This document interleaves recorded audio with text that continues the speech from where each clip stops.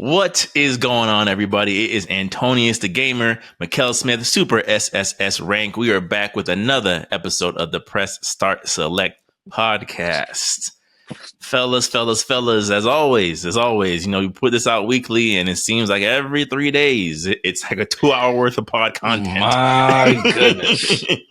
Certain things where we're like, we got to table this for later, all right? We can't, got places to be in the morning. Oh, boy, it's getting crazy, man.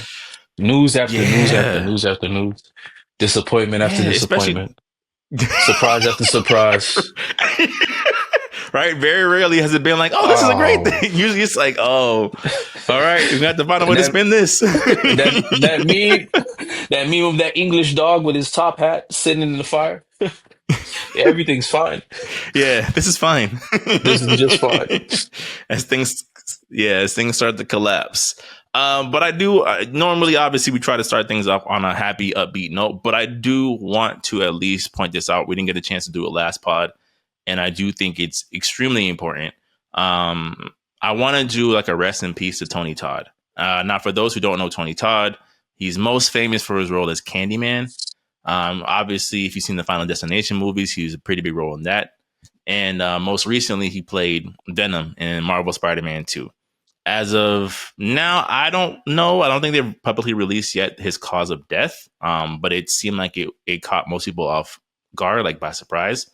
And, I think we just need to take a moment to just like acknowledge talent like that, right? Like, I think when I think of Tony Todd, I'm like, yes, I'm not as familiar with his filmography as I would other actors, right? He didn't hit the same heights as some of the other stars of his generation. But one thing I can say about him is that anytime I've seen him in the movie, he didn't make the movie any worse, right? Like, I was never a role that I saw him play where I'm like, oh man, Tony Todd's in this? Never crossed my mind when it came to him. So I just want to play a quick clip of when they announced him being cast as Venom, because I just felt like it kind of symbolized how I felt of like anytime I saw Tony Todd in anything. I'm like, yeah, okay, I already know that whatever he's about to do is about to be amazing. So just want to play that. Tony Todd, it is truly an honor to have you on this panel right now. Let's and all of a sudden, I get a call from Insomniac to test drive Venom. And I got to say, it's been the most exciting voiceover journey that I've had to date. Yeah. Right. Can you just talk about the casting of this? I know is there a story or something along how this happened? Oh yeah. So I remember we cast a lot of the characters pretty quickly. Like obviously we had Miles, Peter, MJ, and then early we actually like right before COVID I think we cast Kraven, and I knew I was putting off Venom. I was just putting it off. I was like, I know there's already, there's gonna be so many opinions, what people, and I know I was scared to death. And I remember Patrick, our dialogue lead, was asking me, like, well, what are you looking for? And I said, I don't know. And then I remember it just happened to be on the internet one day, and I was listening to one of I think it was the Candyman, the new Candyman trailer, and I heard Tony, and I was like, hey, if we could get like a Tony Todd, that would be the one. And then a couple weeks go by, I don't think anything about it, and Patrick messages me and goes, you're not gonna believe this. Tony Todd's interested. And I remember he sent a real quick tape in, and it was like, sorry, Tony, it was really bad, like audio quality, but it took like 3 lines, and I was like, that's it. Just, please hire him. Please, whatever he wants, give it to him. And I think you all know, based on what you heard, he's incredible. We're not, Harry.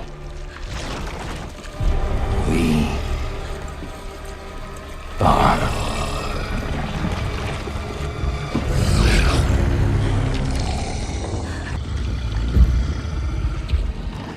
We are your son.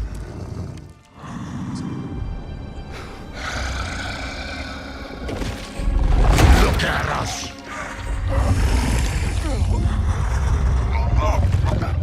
We are healthy, strong. This is what you want. So wow, yeah, that's dope, man. Right. Did he play the dragon in Vox Machina?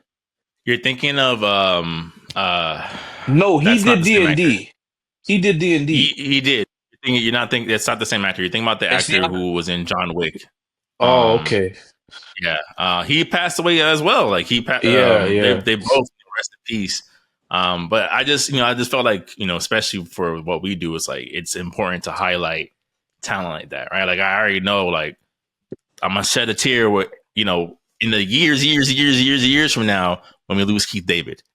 So like it's just something like where it's just I think we just had to take a moment, right? Of just yeah. highlighting the so again, rest easy.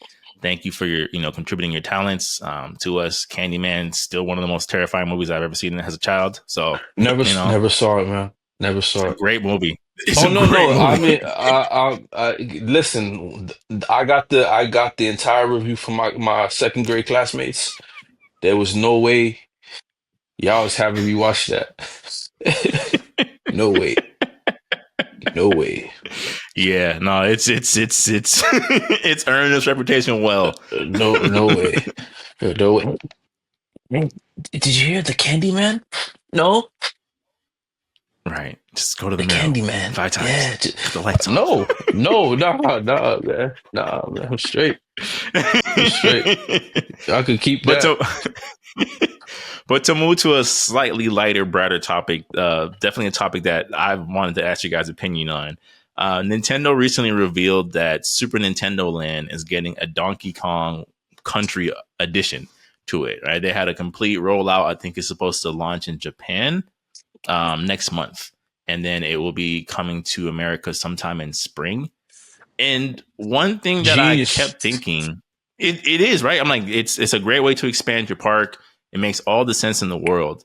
But every time I see something like that, I keep thinking to myself, I'm like, yo, why do y'all do everything else but give Donkey Kong a video game? I don't understand.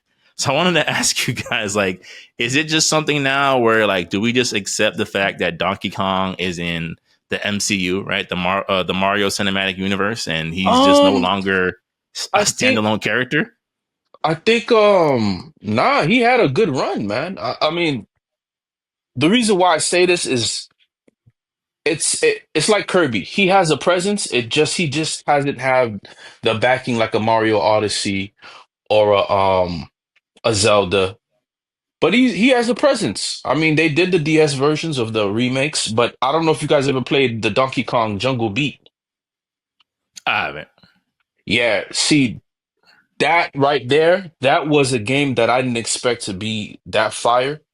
You Mm, basically played no, Nintendo had the little drum beats. That's a Donkey Kong game. That was a like a quick time Donkey Kong game, but you would play with drums and beats. To me, that's how you do a Donkey Kong game. Donkey Kong should be like treated like a an adventure beat 'em up because the mm. bosses, the lore that they were having, some of the character designs.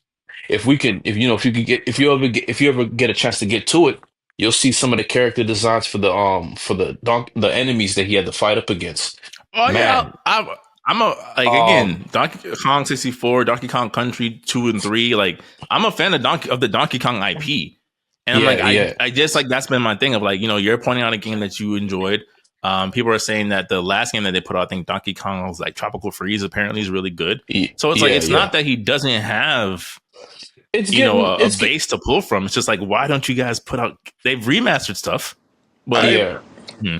I believe it's due to the demand of the industry. I think they want something that they can easily flip on a yearly basis because we've seen like all right, Nintendo's biggest powerhouse was Pokemon, and Hmm. Pokemon had a yearly release for many things, many things around the holiday season. Mario is this continuous character that you could put him in anything. Mario football, Mario soccer, Mario Party, Mario Kart 25. Hmm. And it's something that has like a very vast return. I kind of feel like Donkey Kong. It's a very deep story. It kind of gives me Donkey Kong always gave me like their own version of I would say Crash Bandicoot, that adventure quirkiness type of adventure, but then you know that this is not something that they're going to shove down your throats every year. Now, I do feel like they do need to have more faith in the IP of what do you want to do with this. The movie was a good touch. That was a good touch. I tell people that was a great, I would say, almost like introduction, but also reintroduction into Donkey Kong. So now the demand is there. So we want his own game. Jory just mentioned a very great game like Jungle Beat. I remember that game. That would make an excellent movie. That really would, because you already can understand where Yeah. they're going with this. It's a movie universe, and it's just like how what Joey said, like it's like Kirby, like you feel its presence, but it's something that you can't throw at us constantly. Even the same thing with, I would say, Kirby or Zelda, Hey, listen. even Metroid. Like these are like very key characters, a part of the Nintendo franchise, but they cannot be wash, rinsed, and repeat too much. I understand that. It just feels like, to your point, Tim, about where like throwing Mario into different things. Like most times in all the games you listed, literally Donkey Kong is usually a playable character. Like that's the Yeah. thing. It's like he's in Mario Party. He's in Mario Basically, Kart. It's like they're treating Donkey Kong like Capcom does Dark Mega Stalkers. Man. Oh, here's this Morrigan Or skin. Mega Man. Yeah, no, but that's it true. is like Darkstalkers. But And it, like yes, because you see the unfairness. You definitely see the grand unfairness because, and I do feel like yes, like it is time for more interest into Donkey Kong. It really is. yeah. He has again, like y'all said, he has a likable cast of supporting characters. He has interesting enemies, right? King K. Rool is it's like, he's obviously not going to be Bowser, but it's the same. Like, it's like, he's that equivalent in the Donkey Kong world. Like, There's just do it. okay, so with Donkey Kong, man, I mean, I think about it. I mean, for me, they probably just don't know what to do with them. That Or too. they did stuff. Jungle Beat worked because Jungle Beat was fire, man. And not only that, but like Donkey Kong has like an art. Like there's nobody that looks like King K. Rool. There's nobody that looks like the alligators, the barrels, the barrels full of bananas. There's nobody thinking like that. You know what I'm saying? So it's like, do you even have anybody who can take on that personality and cause it to translate in today's time? Like the team from Mario Odyssey. That team probably's been there for some years. You That's need what I'm to saying. really, Let the Odyssey team work on a Donkey Kong game. Let the whoever did Super Mario Brothers Wonder work on a Donkey Kong game, because that game is extremely fun. yeah. I also think, due to the transition of the ages, like, because, look how we speak so highly of this product. I do feel like maybe to a certain extent that younger audiences who are, primary Nintendo consumers now don't have this knowledge. So even like this HD remaster that's coming out on the Switch, I think that's them trying to play it safe of like, okay, we want more people to be interested in this, but we don't want to exhaust ourselves with a potential failure. So we're going to test the waters. We're going to release this HD remaster. We know you watched the movie because we've seen the streaming numbers. You wanted something Donkey Boy. Kong, so here. And I do feel like that is a cool, I would say, middle ground of playing it safe. Now, I think depending on how well this game does, they will decide, okay, is this something that we want to move forward with? Because I do feel like, yes, they might not know what to do with it. See, the thing about it is, Pokemon and Mario has been such a level of, consistency that they know that even if it's trash, It's people gonna are do still going to numbers. buy it. Yeah. Like, look at an example. I continue to tell people all the time, Sword and Shield felt like a tech demo to me. Like, you just sold us this because I know you're about to sell us something else. And, Scarlet and Violet had so many glitches, but then when you look at the numbers, it did great. It's one of the best selling Pokemon games of the past couple of years, bro. Right? Yeah. So Which is crazy, and you know what that does to the mind. So yep. so that's how I What am I honestly, missing out on? that's honestly where I feel. I feel like this is their experiment for now to see where do they go from here. And I guess while Yeah, we're on that topic, okay, sorry. Oh no, because Kirby and Donkey Kong, their lore, Kirby's lore is insane. Like when you Well, really that's think I about was actually going to it. bring up Kirby as well. Ah, Like Kirby, I feel like when I shared this in the group chat of Nintendo sharing their financial briefings, I'm like Kirby did numbers like from 5 million to 15. That means people were yeah, buying the Forgotten Land a lot, to say the least. yeah, And yeah, yeah, yeah. same thing with Kirby. We get a bunch of remasters, a bunch of remakes of older Kirby games, but we only got one brand new Kirby IP during this entire Switch cycle.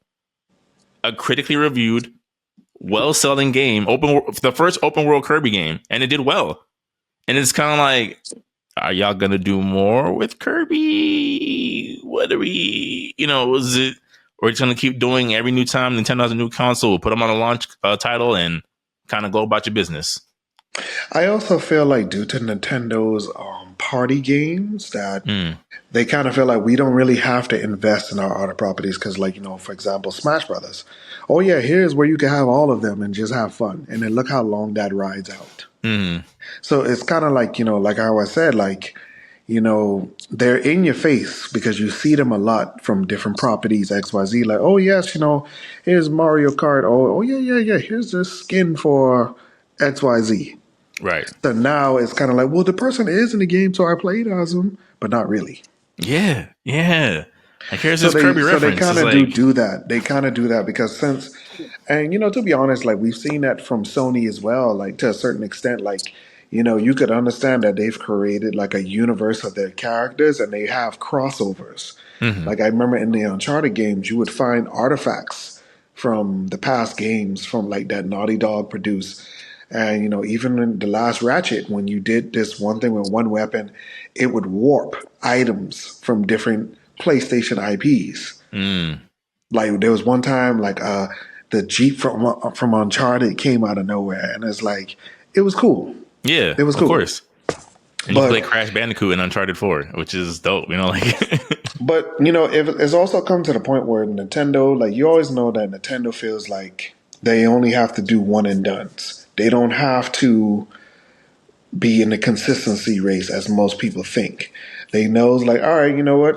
We're gonna release this one 2 years from now, that one 2 years from now, that one. Oh yeah, it's time to move on. that's a good point, Tim. I just think it's interesting because especially for our generation, right? Where like we all know, like your parents used to refer to every console you own as a Nintendo, right? Like the Nintendo thumbprint was on everything. They ran things until, the gaming world diversified. And it just seems like, with them kind of coasting to the finish line with the Switch, with them kind of, like you said, every 1 and 2 years putting on an IP, it's just like, Nintendo, you don't want like top dog supremacy anymore. Like y'all are cool being in like your own little You universe. remember that show on called Blue Mountain State? Yes. Remember Alex Moran? They asked Alex, "Hey Alex, you're the star quarterback. What do you want to become?" He's like, "Oh yeah, I just want to go back home and become a gym teacher." Wait, you don't want to go pro? He's like, no, no, no, no, no. That's too much responsibility. That's how I feel. You know, Nintendo. Nintendo is Alex Moran. Nintendo is here for a good time, and that's it. And that's it. Mm-hmm. If we never if we never lead the race, we don't ever have to be in front of the hailstorm of critique. I mean, it's understandable. I feel like, again, when I see stuff like that, like, bro, like y'all are clearly still pumping things into this IP. You're doing Princess Peach Showtime, right? You're doing all these things with you dropped another Zelda game within a year of each other. Like clearly you have something in mind with this universe that you guys want to build. It's just again, you just want to do your own thing. It seems like it's like we're just going to kind of do it our own thing, not going to really worry about the numbers or leading the race or whatever the case may be. It's just interesting, right? I think during this time in the industry where, like you said multiple times, Tim, like the bubble has burst of what a AAA game is considered. It's like, Nintendo, now's your time to run ahead, get them Switch 2 number pre-order numbers up and just stunt. you know But then it also goes back to Joy's point. Like, I feel like especially for them, they are saving their heavy hitters for for the next console cycle for them. I would say. I mean, okay, we'll see. I just, when I see it, we got to talk about it, right? That's part of the hmm pod. Speaking of things that had released over this past week, Mortal Kombat, as of today, actually, Ghostface from the Scream series is playable after having a delay. I think he was originally supposed to be released around Halloween, and they just weren't able to get that done in time. So now you can play as Ghostface, 3 Ghostface actually, with 2 of the other ones being from the Black Dragon. And now that gameplay has released, now that everything about him is out with the vulture and the vitality and all that, fellas, what do we think? It's okay. It's okay.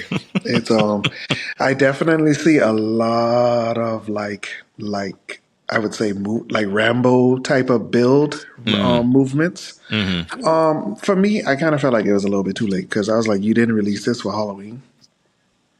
I mean, things happen, bro. No, no, no. And that's what I say, bro. It should have been released for Halloween because I kind of felt like it would have been. Because I do feel like it wasn't a good amount of substantial time from Chaos Reigns to then that you could have released. Because especially if you're using a build of a character. Once I saw the ground crawl, I was like, bro, it's Rambo. Come on. Definitely. A couple of It's, kicks from it's, Kano. come on. Even the nice swipe. I'm like, I've seen this before. Like I did like the whole. I did like the element of like including like 2 of the Black Dragon members, especially the ones where like they're not really defined in terms of fighting style. Right. So that didn't work out well. But then it kind of goes back to like so they're just more glorified cameos in a way.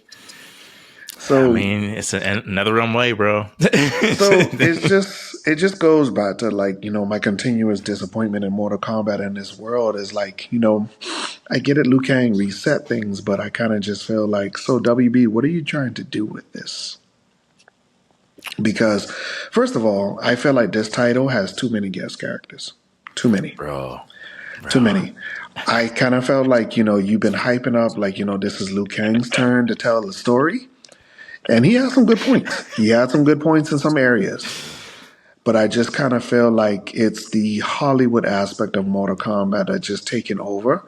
And it's not going well because I don't want to see these characters. No offense, but to be honest. Respectfully, right? Yeah. To be honest, for me, MK11 was great in terms of guest characters to the point where if they did not do guest characters ever again, I would be fine. We got the best version of Joker we've ever seen. We finally got, people have been asking it for years. Spawn. Who else? The Terminator was dope. Terminator was all right. He was all right. I liked Rambo. I thought Rambo was cool. Rambo was cool. But then, like, especially from the build up from MK9 to MK11, I was like, okay, you did good. You gave us the sci-fi horror era. You gave us Leatherface, you gave us like Jason, Freddy. Like, come on, like it's enough. Oh, you also gave us Kratos at one point. Yeah. Kratos as well. Bro, so I made a note I made a note on my phone just to piggyback on what you said that like at this point, NetherRealm just needs to drop Natural Born Killers the game and just throw in all these horror IPs together. Like, just do it. Just do it at this point. I stop cross contaminating your IP. Go ahead. Yeah, because I was finally happy that they finally put to rest this MK versus DC character spotlight. Because like, bro, Raiden took me out, bro. I was like, you mean to tell me that was not supposed to be Black Lightning? That's what maybe you mean it to was. tell me. Maybe it wasn't Tim, right? Oh, but you gave us the little skin with the Black Power electric fist. I was like, no, bro, come on. Like, and then the crazy thing about it was in the Injustice comic. Black Lightning plays a very prominent role. So I was like, you did all this build up just for Raiden to take the spotlight and a last minute skin? So yeah, to go back to this, man, like, I don't want no more gas characters, bro. Like, let's focus on the people that we got. Because, once again, grab your torch and pitchforks. Where's Jade? Where's Jade? Like, it's done. Like, it's done. Like, where's Jade? Where's Cabal? Like, where's Cabal? Like, to be honest, bro, like the way y'all treating Garrus, bring us Tremor back, bro. Give us Trevor full render. Like, I don't want Garrus no more. Yeah. I don't want Garrus no more. Because they've even made Garrus even less with the rock powers. He's more time manipulation at this point. This man Yes, is like he's Prince of Persia Garrus at this point. The sands of time. and it's like, bro, come on, like this is too much, man. Like Man. this could have been the time that you could have made a chameleon a playable character. Mm-hmm. Give us some interesting things. And yeah, like there's just so much you could just pull from, bro. Like, and now you don't got rid of Sub-Zero again, so it's like, so are you bringing in Frost full time? Yes, no, maybe. Who knows, right? It's just Yes, a Warner Brothers no, meeting and a maybe. microtransaction away. I don't know. Can you Right. repeat? Can you No. imagine Zazoff being like, so Mortal Kombat live service? Huh? Yeah. What Yeah, is I can Frank, what see you that. think? Like Now that to be we're honest with honing in. I feel like Mortal Kombat 11 should have played like how Mortal Kombat 1 is played. Yes. That's how I feel. Because Mortal Kombat 11 Yes. to me is probably my favorite Mortal Kombat. Just the personality, the energy, the trailer. That's still my favorite trailer. One of my favorite trailers for a game campaign ever. That's on the list. That's on my list of top 100. 100. I mean, my heart is torn because this game is just the shell of what I felt it was supposed to be. You have all these Mm-hmm. guest characters. I mean, the guest characters, like you have Omni-Man and Homelander in one game, and nobody's talking about it. There's no, there's no Echo. There's no versus match. It's like it came and went. Peacemakers in the game. This should have been people's. This should have. There's no talks. It's like a flat soda. It's like them It's rich sodas weird. that you get It's from it's kind of 99 weird. cents. Peacemaker is the best version of Striker we ever got. Right. And no one's talking about it. His No animality is one of one's, the funniest things I've seen in a long time. And they laughed about it for like a day and it and it's moved gone. right along. And it's gone. It's So it's weird. It's like, really, really weird.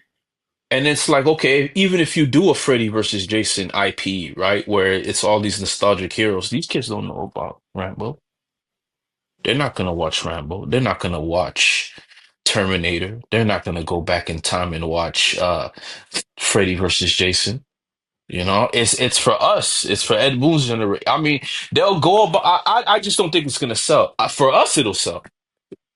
You know what I'm But saying? we're for now at least, we're still the target audience of Okay. publishers. Generation Yeah. Alpha So is not. They're not in the. They haven't gained the purchasing power yet. So everything will still be targeted towards millennials and Generation Z Generation regardless. Alpha wants a screwdriver through the skull and a neural link chip implanted in the brain. That's Generation Alpha. But as That's far as true. That's true. They're as not buying consoles, so you might be right. as, as far If it's as not on their phone, they don't want it. It's weird. very, very unfortunate generation. But oh yeah, I mean, don't want to be morbid, but you're gonna taste that explosion. Anyway, um, like, yo, man, And you can share uh, that reaction right to your TikToks, guys. yeah, but nah, honestly, just with first generation to taste the spirit bomb from another country, but anyway, but like, yeah, I just think Mortal Kombat's just not doing it, man. It just, yeah, I don't really care. Like Ghostface, he fights sloppy. His animations aren't as like I don't want to play him. I don't want to I play him. would say his gameplay does feel like a human. Like, cause you remember when you in the Yeah. movies, if you would hit Yeah. him, he would fall down like a person. Like, and Yeah. I did like that aspect. Like, it is a bit more grounded. Like, Yeah. oh, if you punch him a certain way, he's like, But it's Stumbling. Yeah. Like, yeah, but like it ain't he makes a member sense. of the Black Dragon? No, That's no, what I don't get. remember, it's like he's the not. Yeah. He's He's not. yeah, not, cause but you the other remember like okay. yeah. Mm. Yeah, because remember, it's like remember with Ghostface is always more than one killer. So like they give it Yeah. like a Mortal Kombat tie-in. Oh, two of his accomplices are members of the Black Dragon. Mm-hmm. Oh, I, but all we got about the Black Dragon was two cameos of Kano and Tremor. So where is the Black Dragon in this game? Right. Tremor's Black Dragon? Tremor? Yeah, He's Black Dragon? Yeah. Okay, I didn't know. I don't know. So even with that, right? I was It would waiting have, for but they them had in put the him in the trip. game, right? With a little bit of a backstory, right? They had put him in rather than a cameo. You might have known a little bit more. It's done, man. Crazy It's thought, done. though. It's done. Hey, like to be honest with you, man, like I was waiting for them to like actually. I was hoping that they would do the what's that, but they didn't do it. Go Yeah, for it. I think I'm like, where's the mask with the what? I Like, but I then wish they again, Uh, would have maybe it's did like a it. conflict of, that yeah, I don't know Yeah, if yeah, that's they a different have, IP. yeah, Yeah. technically. I mm. mean, But granted, it's not like Warner Bros. Don't got the bread, but yeah, I I think don't it would have worked. It could have been like a costume at least, you know. know. I think so. But yeah, that's my thoughts, man. I'll go. Listen, Mortal Kombat is kaput to me, man. It's over. It's over. Yeah, So I think Chaos Reigns was like, I'm not gonna say their only chance, but it definitely was like that last for this year, I should say, of winning any audience back over. And when that kind of came and fell on its face, it was just like, I think I'm I good. I think they're just gonna do. They're not gonna even do a season two. I think we're just gonna get another installment. They're gonna No, retcon everything again. we're getting a season two. Yeah, Our last pod, positive. there, Warner Brothers is locked in on 4 IPs and 4 IPs only. We are going to Mm, save Mortal Kombat no matter what it takes.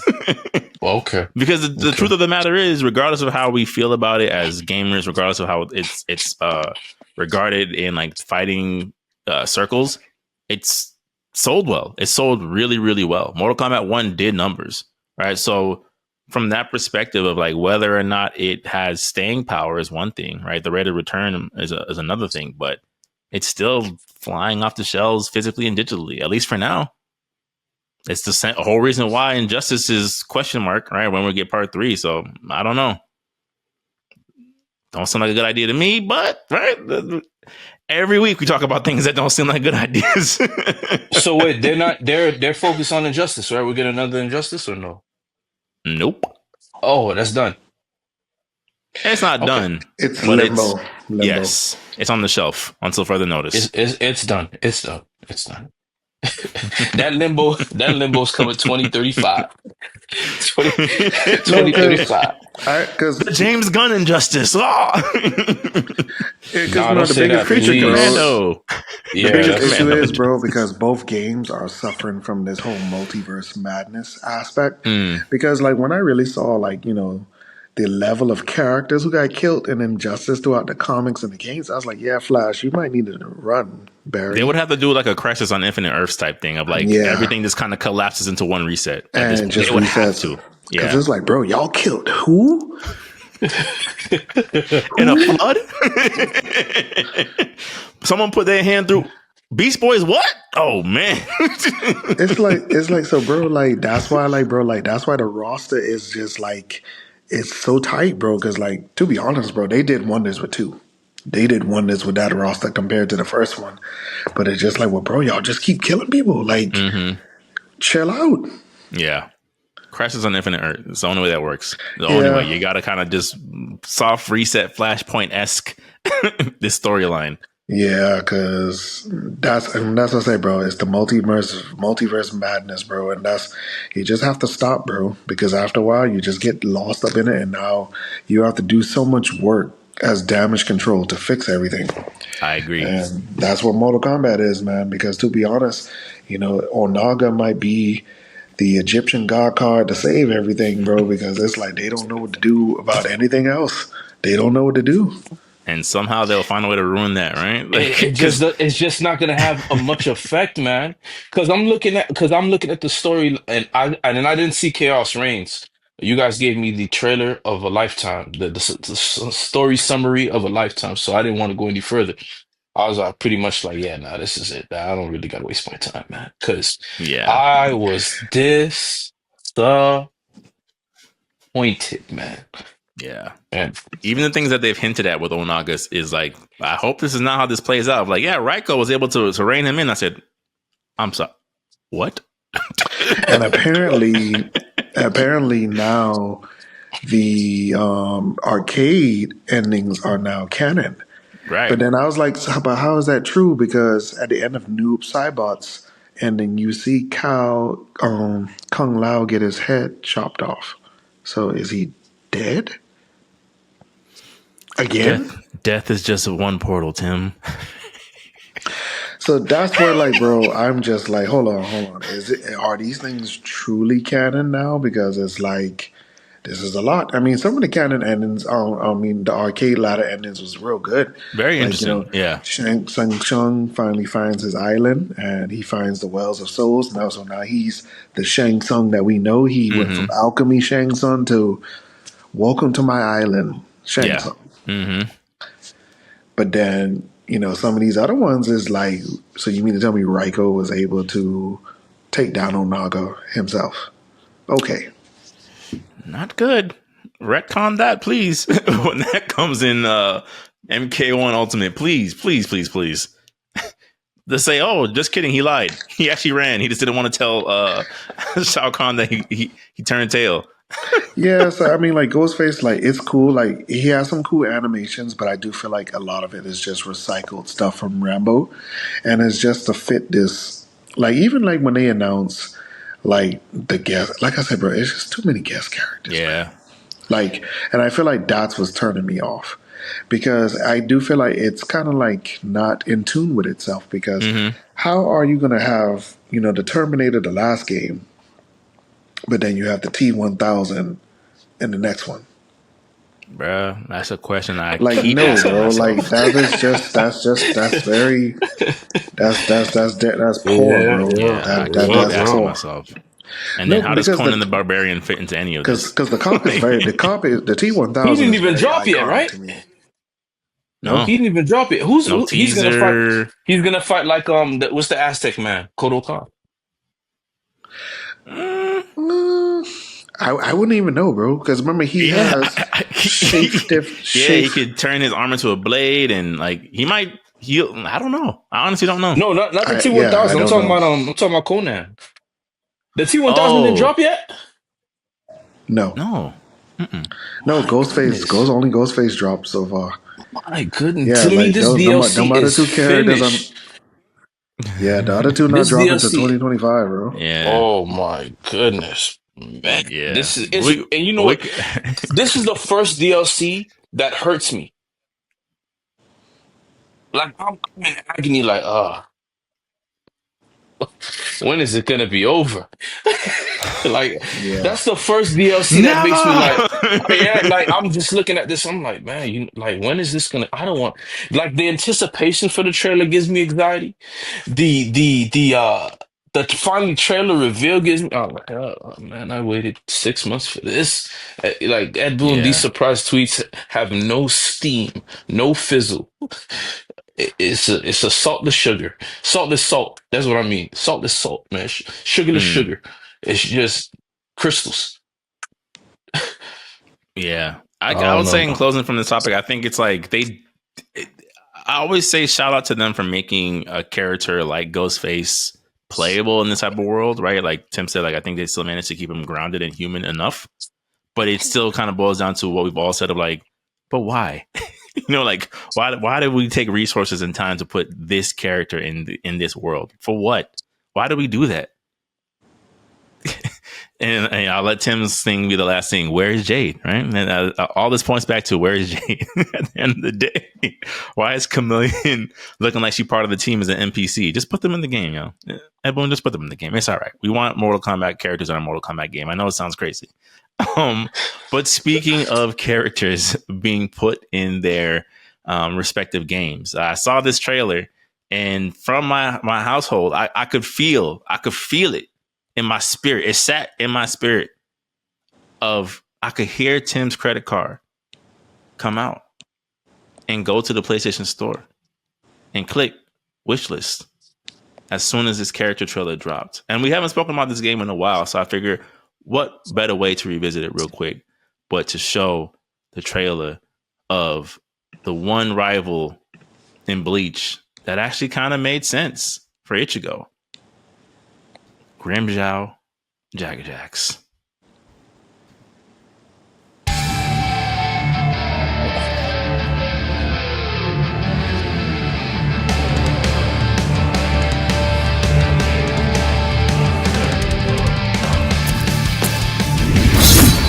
Good. I can't wait to devour you.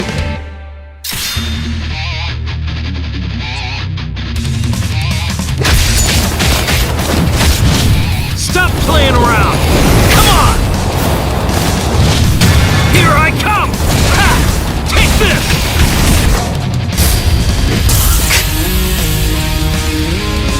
Grunt! Antenna!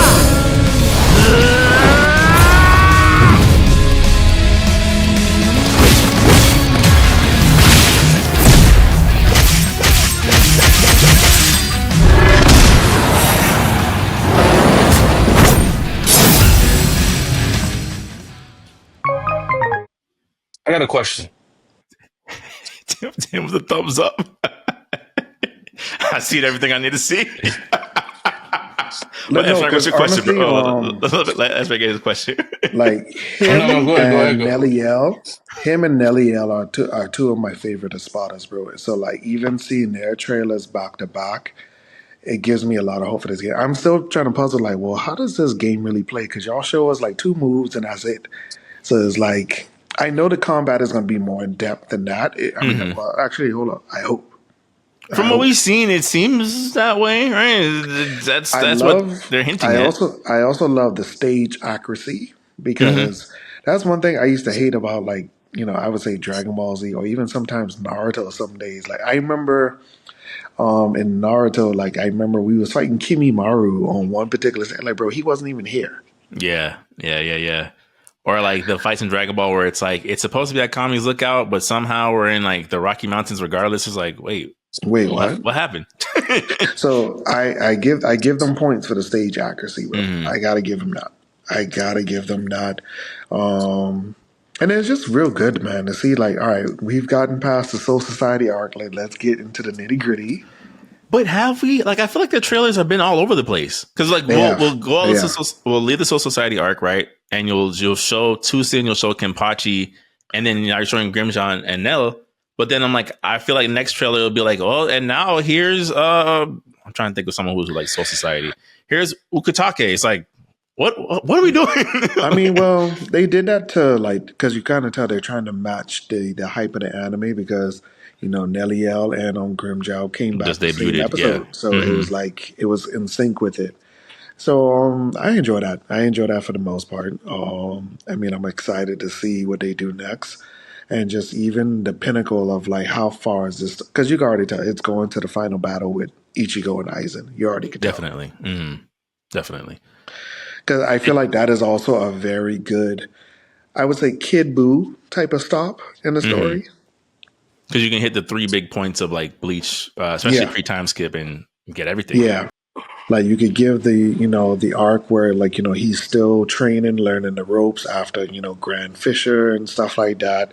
Then there's the Soul Society arc and, skip the bounce and go straight to like, let's go straight to the Dynamic Saga, which is the Soul Society arc. And then you fight their Spartas back and forth. That's your Android and Cell Saga right there. And then I guess the last couple of episodes with Ichigo and his dad training. Oh yeah, Kid Buu. Do you think his dad will be in the game? I think so. I think so. I think he's going to be more of like the gimmicky, serious character, like almost like a Yajirobe type of character, because we still don't really know the full extent of what he could actually do. Yeah, or how his powers really work, because apparently his Shikai and Bankai aren't like Ichigo's, even though he knows Getsuga. I don't know. It's yeah. Well, I mean, we'll see. We'll see how that works out. But yeah, man. I mean, it's good, man. It's really it's racking up. It's doing what it really needs to do as an anime fighter, and it's beautiful looking. It's it's very beautiful looking, man. So good. Yeah. Astrid, what was your question? Yeah, is Grimjo a jaguar? Yes. Because remember the jaguar and the panthers? They are of the same family, so that's why he's like La Pantera. Yeah, but he's a jaguar. Okay, I was trying to understand. I'm like, why is he a cat? When he transforms, Wait, you never saw that? Oh Oh no, I'm not a Bleach guy. No. I just watched the Spider Oh. arc and then I Oh, called it a day. Yeah, I'm not a Bleach. Bleach was oh. like the bottom of my list. I treated it like Beyblade on Saturday. I watched Naruto. I'm actually surprised. Yeah, I It's watched. I mean, again, story wise, Yeah. Because for out of me, the it three, was. it's not, but it I'm has its watching. moments. I'm watching Naruto. I'm watching what was it? One Piece. I wasn't really into One Piece, but Naruto was pretty much my bread and butter at the time. When it finally got to the Shippuden, that's when I was locked in. I was like, yeah, this is gonna be my series. This is my next series. And of course, Sasuke getting one up by Killer Bee Yeah, solidified my momentum go, from dude. there. But that's why I feel Um like you especially would like Bleach, design wise. uh you know, Grimjaw giving Ichigo the 10 piece went that down in was history. that was a great episode because I would watch it in parts, but Bleach wasn't my favorite because I felt like as far as choreography with some of the fights, I feel like Rurouni Kenshin was the best choreography for sword fighting. Um any Well, sword yeah, fighting because anime. it's And I it's actually based on sword fighting. no, which Like, no, which is fine, but mm, you could pull from those elements like classic Dragon Ball. That's what I was hoping Bleach was gonna do, mm. versus I'm just gonna strong arm this sword like Zoro, have absolutely no technique and just beat you with sheer strength. So Yeah. that's how I felt about it. But that's what I was looking Mm, for. But yeah, I mean, I'm still gonna I got time. Bleach is all the episodes are on Netflix before Sony mm, yanks them out. But yeah, that's pretty mm. much it, man. But Okay. Netflix? Yeah. Well, yeah, because remember, Sony doesn't have their own streaming network, so they kind of like bounce their IPs around to Mhm. different companies. Until Like until you'll find Sony on HBO, you'll find Sony on Netflix, you'll find Sony on Amazon. It's just they uh, don't really have un, like a home. until Mhm. until Yeah, I do think that like it wasn't on our list of topics, but I do think that announcement of like Sony's looking to purchase that. I'm like, I think this um, is a um when and not a if. yeah. Like it doesn't strike me as something of like this is kind of like, hey, we're just kind of like leaking this to the public so you guys can prepare yourselves, but we're not buying them. Essentially, like y'all Yep. have Elden Ring and we want that. Man, that's gonna be Y'all terrible. have Bandai Namco and we want that. Y'all have what? All these licenses for manga and anime, which is just printing money right now. Yeah, we want that. We'll spend. Um, I Can think Sony afford them? Sony. That's what I thought too. I would think maybe they could. Because Because I'm like you. because all right, you also got to look at this. Sony has a real good strong arm in the East and the West, so I Mm-hmm. do feel like they feel like their duality has enough of, I would say, brand name to go forth. And then remember, it's not just that. Like they also made in technology upgrades. Yeah, Their film cameras and all this other stuff. Their TV productions. they're solidified across a bunch of different fields for Like sure. they've solidified their names Mm-hmm. in different areas. So I do feel like after, because I would consider this a success, like them kind of like taking over the fighting game community in terms of Evo is now a product, their product. Even like the online tournaments that they do through the system, I do feel like Genius that move, by the strong way. arm kind of gave. Yeah. Mm-hmm. You said a Genius move, genius by the move, way. which Yeah, is. it was a genius move. It was a genius move, and it worked out in their favor. Mm-hmm.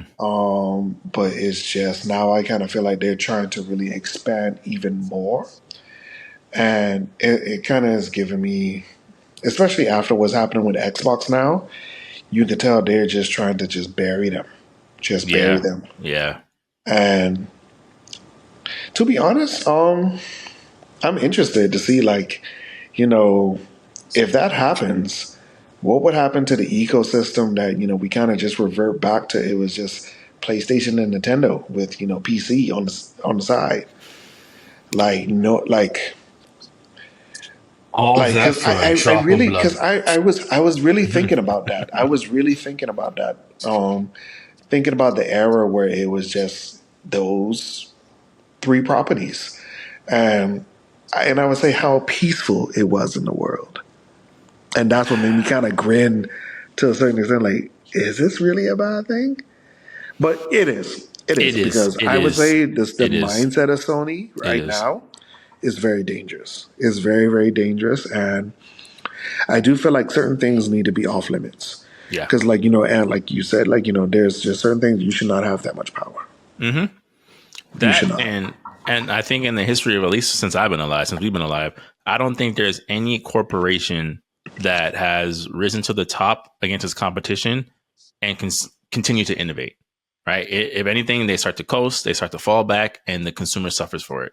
So I feel like a situation like this is like you kind of need like this, almost Rivalry. like yeah, rivalry, nuclear agreement, right? Like, I won't set mine off, you don't set yours off, type of with these companies, because you need that to fuel creativity, to fuel things. To you don't want these companies to get swallowed up. Pretty much is what I want to say. Like, I nothing mean, has ever come great out of that to well, me. you're right, man, and I kind of wish.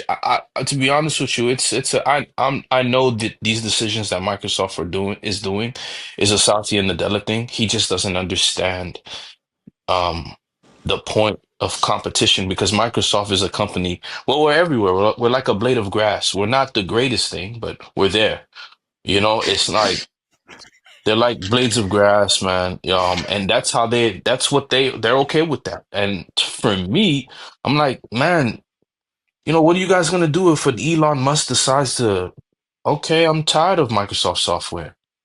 What are you gonna do if AMD decides to say, hey, we're gonna make our own operating system? Nvidia, Mm. like these guys, you think what if Apple decides to make a console? I mean, Like Apple will still have an uphill battle, they but will, I, but I see. what I see what if you're trying to say. I you think get what I'm saying? the Like, hunger of why? another company, yes, definitely, definitely. What if somebody says, "Hey, Apple, we want to partner with you to supply da da da da da," and Apple's like, "You know what? This is the new direction. I think we like this. Let's partner up with a company, and we'll meet you halfway. You put up whatever." I don't see Apple saying no to something like that. This company is a Hmm. trusted company. They respect our brand. We can, XYZ. We're gonna supply you with the chips that you want and XYZ, and then boom, now you have competition, and to say, hey, listen, allow us to run this, and we'll build the infrastructure. And now Apple's seeing like, man, this is a great thing. So now you get a free subscription of Apple, your movies on this device and games. And if this guy decides to say, man, what if you got the whole thing with I know it's a our what if scenario, but free and Apple don't usually go into the same sentence. But go on. no, it doesn't. It doesn't. No, not when I say We're in no, when I say dreamland now. free, but like when I say free, you get a whole bundle for a I decent got you. I price. got you. I got you. You Yeah, know, yeah. Mm. for a decent price. But that's just a wild example. But that's how I see it going. I'm like, it's not as these guys can't be as domineering as they think. Who thought out of nowhere Nvidia would be $1 trillion Where it's company at right now? now. Yeah. Where it's at Mm. right now, it just you can't. You can't make these assumptions, and you can't get too comfortable. And I think Yeah. those You don't gotta guys. grind out. Yeah, yeah. No, no, no. No, I was And gonna say, like, you don't gotta grind all the time. Like, I think that's the whole thing. Like, you can't get you. You can't just assume that you have this in the bag with anything in life.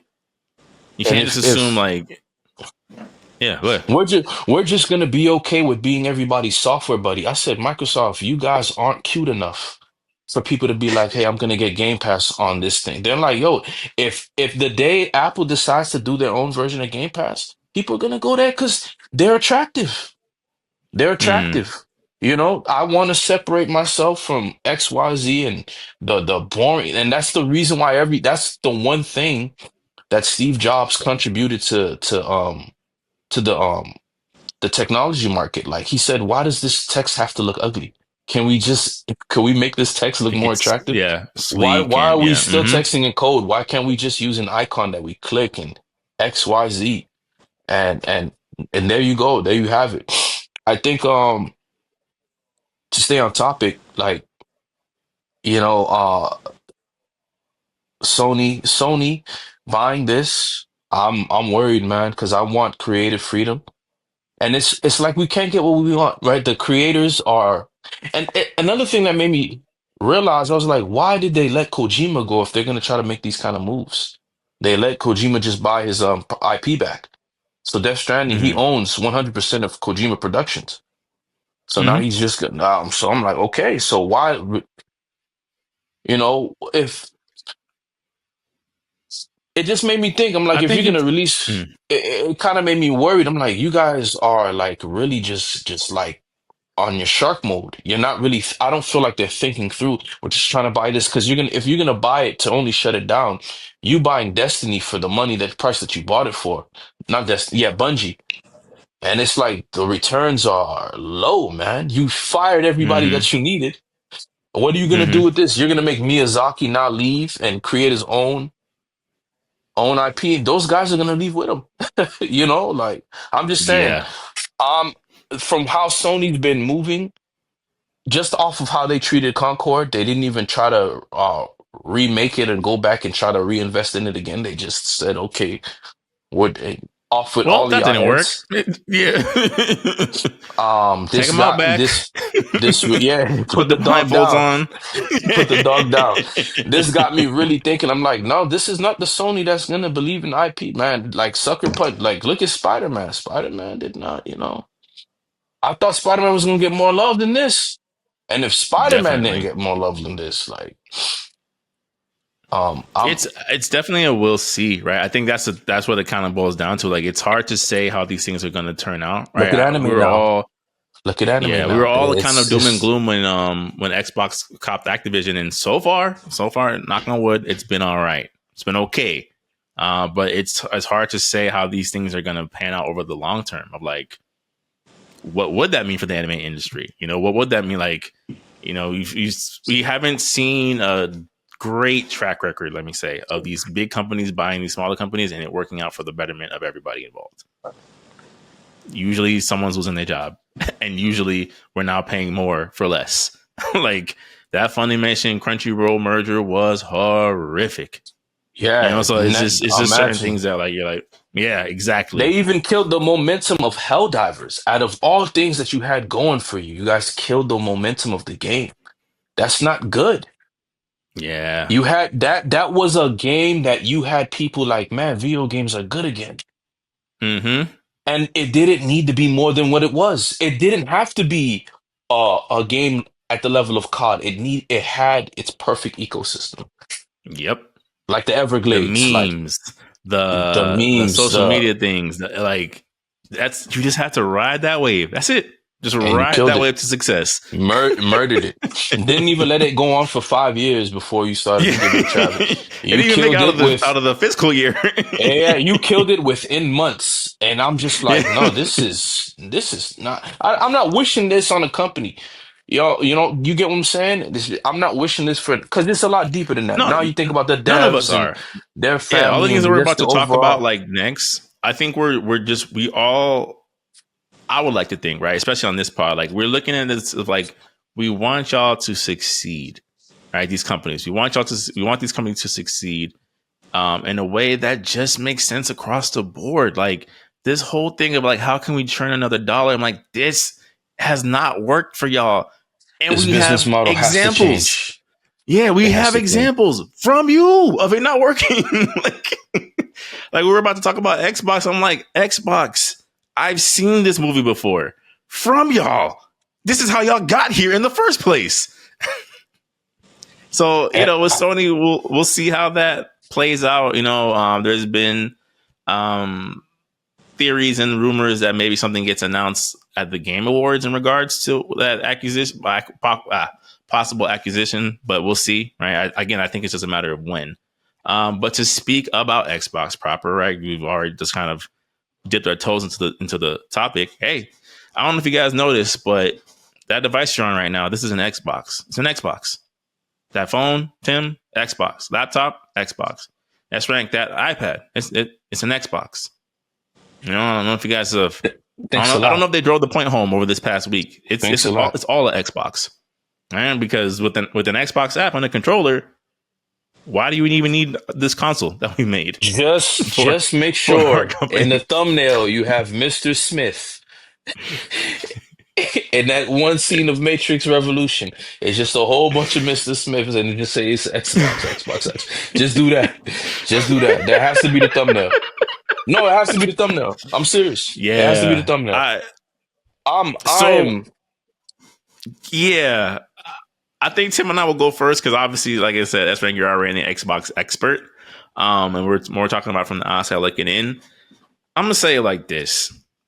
I think Microsoft is cutting off any potential threads of victory that doesn't include Game Pass. And I don't think that's a good idea. So when I see this is an Xbox and so is this type commercial, you can launch the app. And meanwhile, for us who are a little bit more up on games, know that, hey, half of these things that you're showing don't even run the cloud app that well. Hey, let's have that conversation. Yeah, sure. You're showing this Rogue Ally, but I've heard the stories. Like you're showing this TV. I've heard the stories about how those things don't run the greatest. So your infrastructure for this advertisement, while I get it, right? You want to have the masses be like, oh, I don't have to necessarily purchase a expensive console to be part of the Xbox ecosystem, right? In an ideal world, maybe I would buy an Xbox controller and launch the Xbox app off my laptop or whatever, right? Just so I can use Game Pass. But I know that it doesn't work yet. So then it makes me think back, gentlemen, to the Xbox One era where they come out and they're like, hey, your system will come with a Kinect camera because when you set up this Xbox to your speakers in that room, you're able to tell that Xbox to put on the sports game. You're able to launch games. You're able to do all these Microsoft ecosystems that we have not built up, nor will we support. But welcome to the Xbox experience, right? That's all I kept seeing every time I saw the commercial. I'm like, this feels very familiar. And this did not work out the best last time. So I just feel like, again, I don't want Xbox to fail. I think they help move the culture, the gaming culture forward. I think they have their place. But this public identity crisis has gone on for too long at this point. It's getting to like, it's a certain point where it's like, he's just finding himself, right? Late teens, early 20s. He's just trying to figure it out. At about 30, 35, it's like, fam, what is you a bum? Like he might just be a bum. Like that potential is gone. This is just who he is. But Ted, what do you think before you turn it over to Esra? What do you think about this whole this is an Xbox situation? They forgot that they made a console. They forgot that they made a console, and that comes with a reality aspect that you're supposed to support your product. Like, yes, I get it, accessibility, but then, it has to be smart. Like, hey, if you want to, visit the PlayStation store while you're at work, okay, yeah, here's the PlayStation app. You could, put your credit card on file. You could pre-order and do preload. Oh yeah, by the time you get home from work, your game is already loaded on your system. Mm-hmm. Okay, that is a connectivity between, yes, your cell phone through an app, but it has a direct contact to the product. Mm-hmm. I just kind of feel like, they know that they've been taking a lot of hits, and I just feel like they just want to give you, when you're frustrated, it'd be like, here. Mm-hmm. But then it's just like their kind of final send-off in a way. I do feel like they are going to be fizzled out. I do. You think so? Yeah, I feel like they are going to be fizzled out. It just, it kind of just stands the test of time, man. You remember that's the comment that I was saying earlier, where I was thinking about the times of before, like PC, Nintendo, Sony is just. I do feel like, are we reverting back to that particular time? Are we? I mean, there's certain things that kind of support it when you really look at it. And, when you really look at it, it's just like they've just lost a lot of significant amount of momentum. Like, even with them, like, we've been talking about the horrors of Sony and the studios that they bought, but look at Microsoft. Look at Xbox. Like, You bought the Hellblade 2, which was very sad to me, very sad, and that just and Beautiful tech demo, right? Gorgeous tech demo. and it's just and it just really makes me think about all the other properties. It's just like I kind of feel like they're scared. It's like and that's the thing about these companies. Like nobody wants to do accountability anymore when it comes to money. Everybody just wants to find a scapegoat, blame it on them, and then charge you the overhaul. Like even upcoming for like this, I would say holiday season. Like, what do they really have? And even somebody released, I think it was like Capcom's numbers for their games. Like in terms of like systems that it was purchased on, it was Sony and Nintendo, and Xbox was just this small bar to the left. Like like when Peter from Family Guy, like no, Yeah. over there. Buddy thinks he's part of the team. And it's very interesting, man. Especially like when Jory was talking about the Xbox 360 era. Like, yeah, bro, that was a very interesting window of healthy competition. But after that, bro, they just something happened. Yeah, I there was guess. a moment in time where like I see Xbox No. games, I was like, man, I kind of do want to play that. Yeah, no, man. I think the PS4's momentum was too much for them. And it kind of got cycled over into the PS5 to an extent, I would say. I kind of felt like the PS4 was such a big success that even no matter what, people's faith in Sony was so restored that yes, I want a PS5. Yes, I want all of this stuff. Yes, I want X, Y, and Z. And now they're reaping the rewards of that. But but I do feel like if they don't, it's tough, man. It really is. I just kind of feel like they're, how when you said about Nintendo, like you're just doing all this other extra stuff for the Switch, but you're not giving us what we really want. I think that's what they're in this now too. Oh yeah, like the smoke and mirrors. Like, oh yeah, you could do this with your Xbox, you could do that, but then yeah, you could do that everywhere. But what But about this you can't. console that what about this console that I just paid all this money for that you're not really devoting to? Where are the games? Because yes, the purpose. 2025 is Yeah, when they're because coming. you got to really think about it. It's like people. I guess the way the mind works is like people love that feeling of exclusivity. So they want Yes, to know what is it? Why did I buy your system?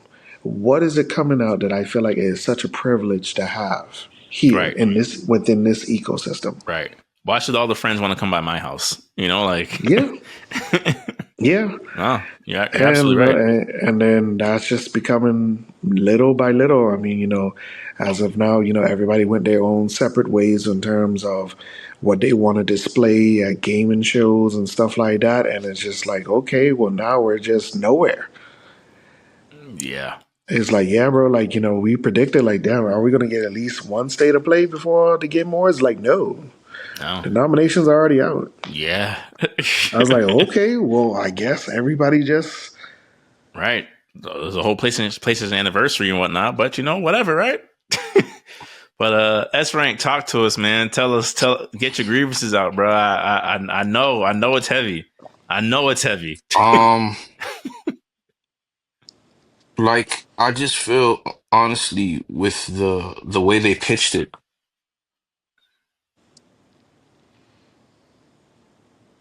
the way they pitched the product, right? Like I'm not a marketing genius. I'm not going to pretend that I am. I'm just someone who's talking from the heart. We all are. We just talk from the heart. We're not like super experts. I can tell you what I like about Xbox and what I loved about Xbox and why I believe in the product. I believe that Xbox had the best platform and the best infrastructure. Their online was amazing. The Xbox was the first to Hmm. do online effectively. Their campaigning Hmm. at the time, their advertisement, it was so me because there was so much edge about it. The One of my favorite menus to this day is the original Xbox menu. with the nuclear reactor inside. Like you're basically seeing the atoms come together and compress together, and boom, it says Xbox. Like it doesn't, like it cuts open, just the sharp and edginess to it. The game's the sci-fi, the level of sci-fi that was being expressed through that game, through that console era. 360, jump in. Yo, man, just jump in. But I just feel like it got too, marketing got too friendly. Like when I say friendly, like hey, this is a console. It got too like gated community in a way, right? It didn't need to be that. You Mm, were it could have mhm. just stayed the way it is. I feel like the staff is full of minivan moms, soccer moms with like nothing but a team of Karens waiting to ruin everybody's fun. People skateboarding on the park. The Xbox felt like it was made by a skateboarder guy, and some BMX dudes that came together and say, "Hey, man, we just want to make a console with games." And it went from X Games to uh, My Little Pony pageants. I don't know.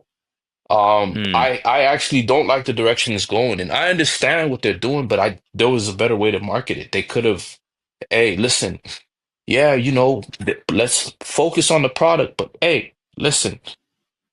Also, it could have been like, here's the Xbox Series X, and show a whole bunch of branch, it being the root and the branch to, okay, Mm. these are connected too. Put in It the never console should have first. been Yeah, like, yeah, yeah, yeah, yeah, yeah. you saying this is an Mm. Xbox, and this is an Xbox, and that is an Xbox. I'm like, yo, how much are they paying you to get results?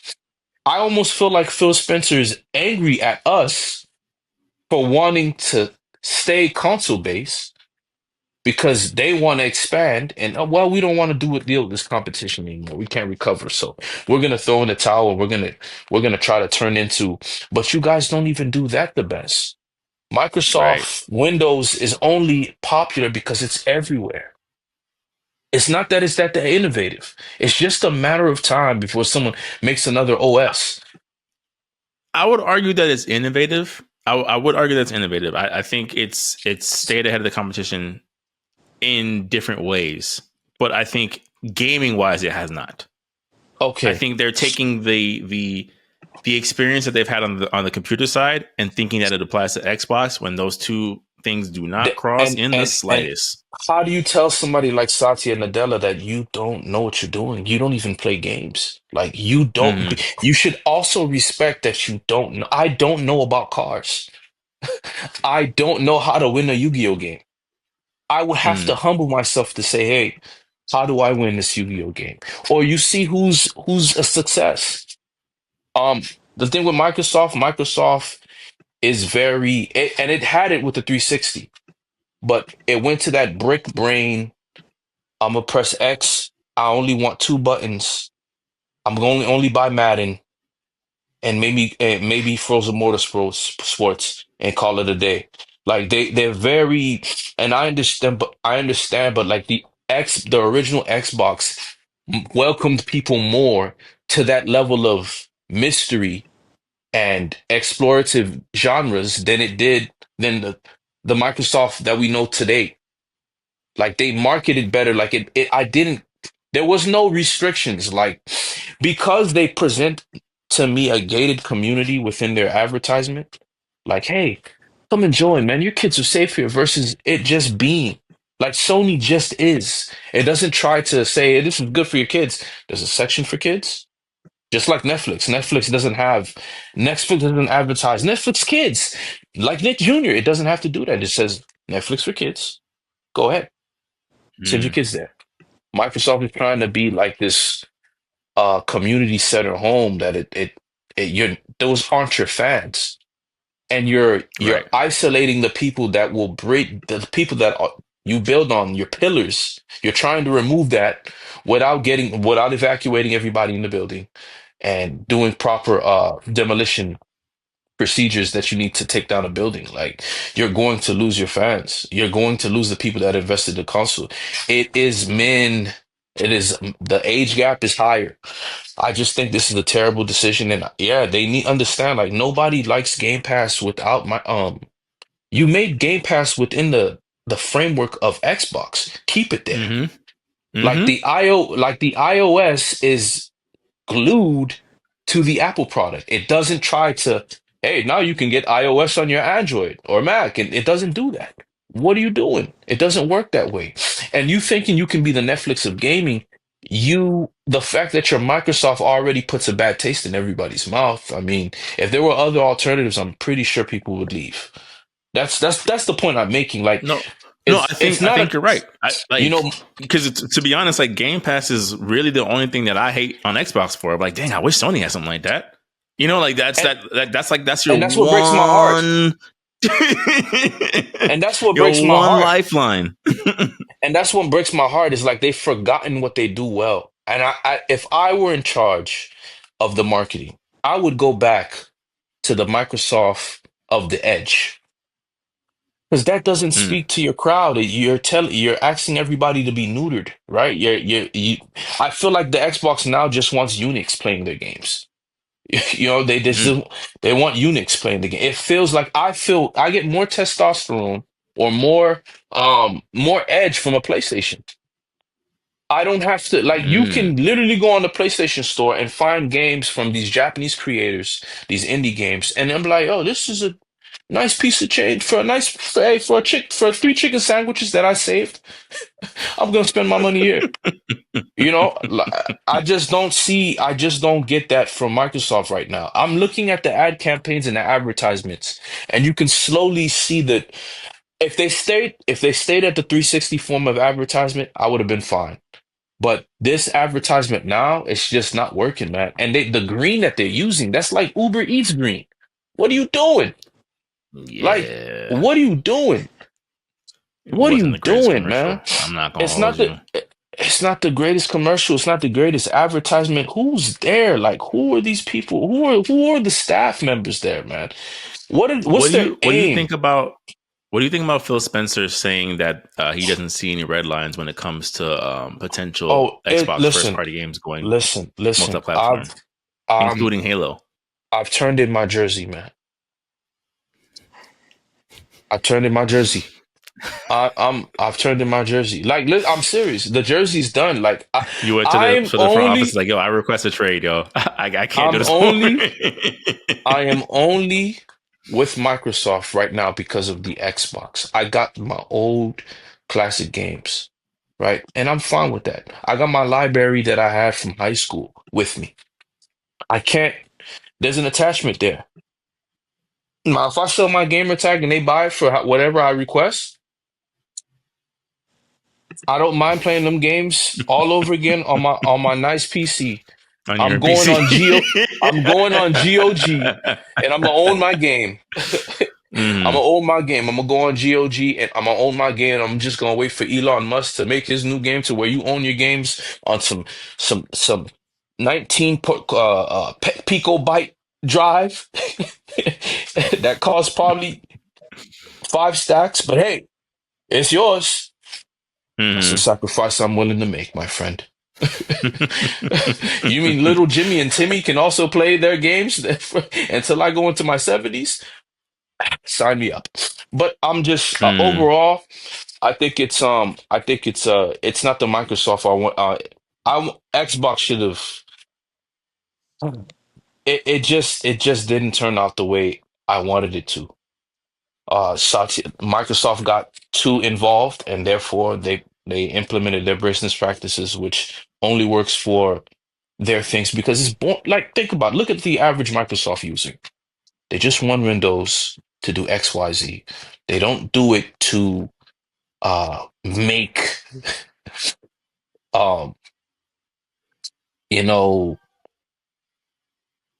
they don't do it to cure or have an AI run this software so like it can run as efficient as possible. You know, they're charging you for everything now. You got to pay a subscription for Word, and it's just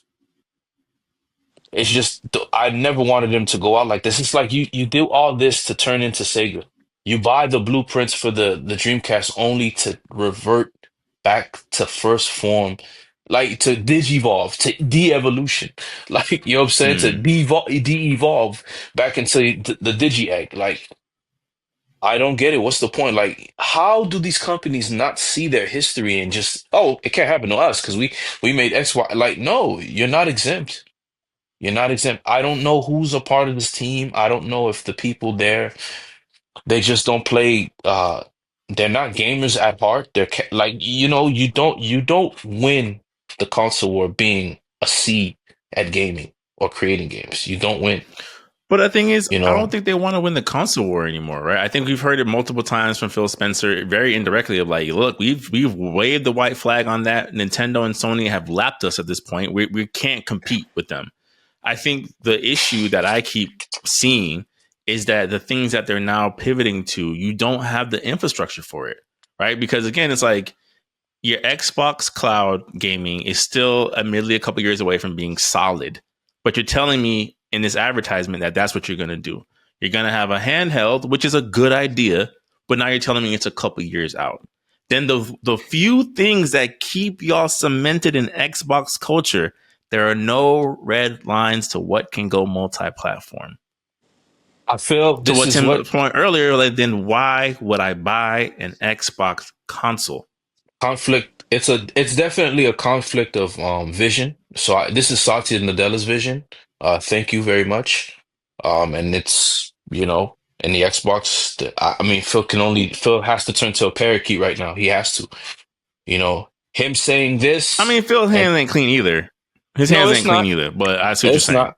But I feel like he got the hey, listen, you're gonna do what I say, or else. And Phil's like, okay, my pension is gonna be due in 3 months. So let's do it. Um, Maybe I don't know. I'm just talking, man. I don't know. I No, just think I it's did want to get your thoughts. 'Cause to me, I'm like, I feel like it's one of those things of like, yeah, it's like when you see somebody beating themselves, right? You're like, I see so much more in you, but you can't get out of your own way, and I don't know why. I don't know yeah. why. You have like, to be honest with you, they think it's impossible, but it's not as impossible as they think. The reason why people left the reason why people left their console, you have to analyze it and you have to be truthful with yourself, right? People that want to see Microsoft lose and the people that want to see Microsoft win, or the people that neutrally see both sides. You just needed to release a good product and be consistent with, right? You lost your fan base because of what? You neglected them. You saying you having Don Matrix say, if you want to play your old games, go ahead and stay on your 360. What? After everything I invested into this library, I can't take it with me, but I could do it with the original Xbox. I'm out. And so there you go. PlayStation fan base grew within minutes. The Hmm. DRM. How do you guys trade games? Well, I can't share my game with my neighbor. It's only doing that advertisement commercial. This is how you share games, right? And let's not act like Sony wasn't gonna do the DRM thing either. They were. They weren't. They They saw were. they saw the backlash and they said, We're yeah. long time Sony fans. We know what Sony. So Oh, they so okay. We'll just pivot. We'll pivot. yeah, Backpedal. yeah. So, good thing they called an audible like Peyton Manning. Good thing, right? Yeah. But now, yeah, yeah, yeah. They, so with Yeah. that, man, I just think all this to now negate from the console to like what? Why should I buy your console if it's everywhere? And then you're telling me it's everywhere, but it's not good everywhere. So why even tell me to go everywhere? Like what you said, like the infrastructure is not built. We don't have Tokyo internet. We don't have that level of speed internet for a game to not have any lag. Like, because you're looking at the Gen Alpha numbers, like this is the same prediction that you guys thought everybody's gonna do mobile games. Mobile games are gonna take over the world. I'm like, no, you don't want to have the cell phone. And it made sense. I don't want to play Resident Evil 4 remake on my phone with Twitter and Facebook and constant text messages. Then I'm playing the game, somebody calls me. My phone is gonna be And fried, mind you, man. your battery might explode. Batteries, And your free battery's gonna falling. explode. And then you want me to play this on what? How many gigs of RAM my phone comes with? The basic gigs of RAM comes with 6 gigs. And you're telling me to play these? Come on, it's just not feasible. It's not going to be feasible probably till the year Yeah, 2045. Then okay, I can see that. But as far as right now, man, no. I just think Microsoft yeah, has shot themselves in the foot. They've quietly waved the white flag. I mean, the Microsoft team that we have now aren't full of competitors. They're full of people that want to build a utopia. Xbox wants to build a utopia right now, and I just don't think that works, especially in today's market. So I mm, don't think it won't work because you have giant sleeping giants waiting for you to be like, oh, okay. Now you got this 15-year-old kid who now 15-year-old kid or 16-year-old kid in his basement creating a new software because you guys wanted to be okay, and now it's taking over. You guys want to hire him, and he says, mm. hey, that's my thoughts, man. I've personally am every day just going into mental rehab and saying, okay, this is it.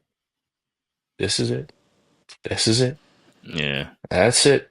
Tim, Buying you were my gonna say something piece. earlier.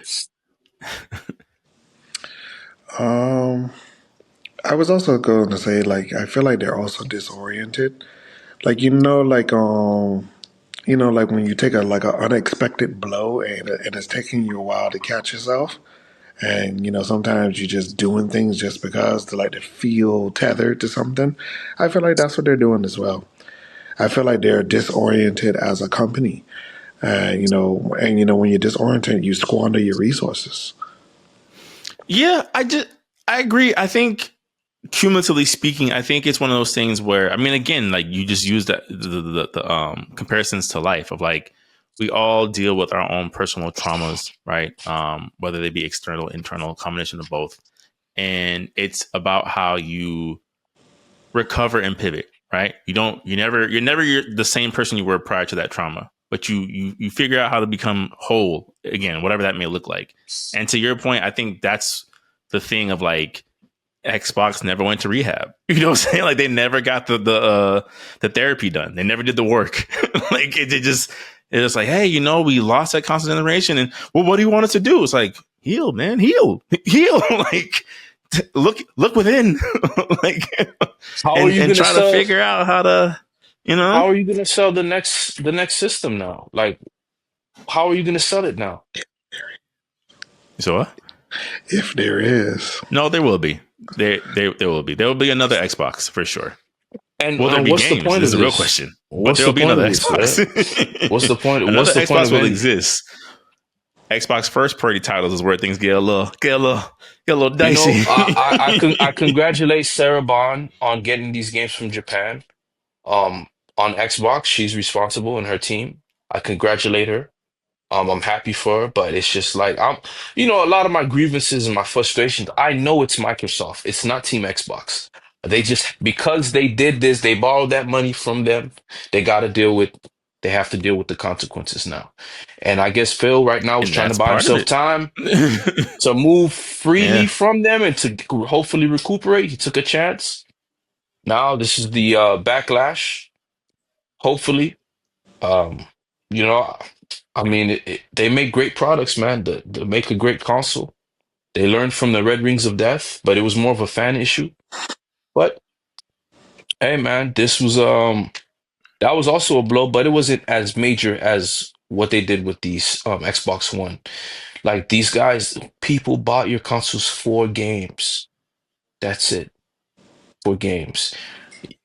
And that's what it's always going to be about. It's just going to take a different Yeah. shape or form, Everything else is just a perk. Yeah. but everything else I is a agree. perk, man. Everything else is a perk. Yeah. Like the perk is that I can buy a game through this app. The perk is that if I have enough power and juice, I can finish the rest of my Halo game probably while I'm on my break. But I know when it's time for me to go home, I get to actually have the steak dinner with my mashed On my potatoes 4K TV, my on my 60 frames per 4K second TV, with with yeah. my whole setup. I don't want to always play my game on the road. I don't always want to hold the handheld in my hand. I have a house for a reason, right? Not an I RV. don't want that radiation on my hand. Yeah, that's another thing, right? You got to buy stickers, Right. That's you the know, so thing. you got to buy That's the thing stickers we for all the game. conveniently move away from. Like, you're not supposed to have this device on you at all times on your body, but right? Hey, if we all got it, what's the problem, right? That's the American way. Yeah. But to move the conversation forward just a little bit, still staying on Xbox entirely, and I think one of the things we'll shelve for another time. But definitely one thing I want to talk about for sure, which we talked about pre-pod, was South of Midnight, an Xbox exclusive for now.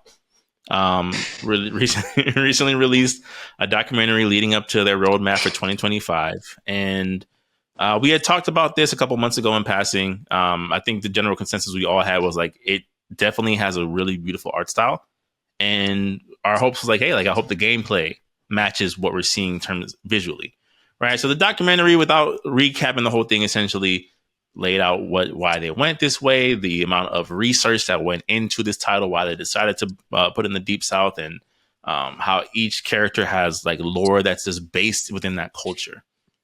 And of course, in this day and age of angry gamer, there was some pushback, right?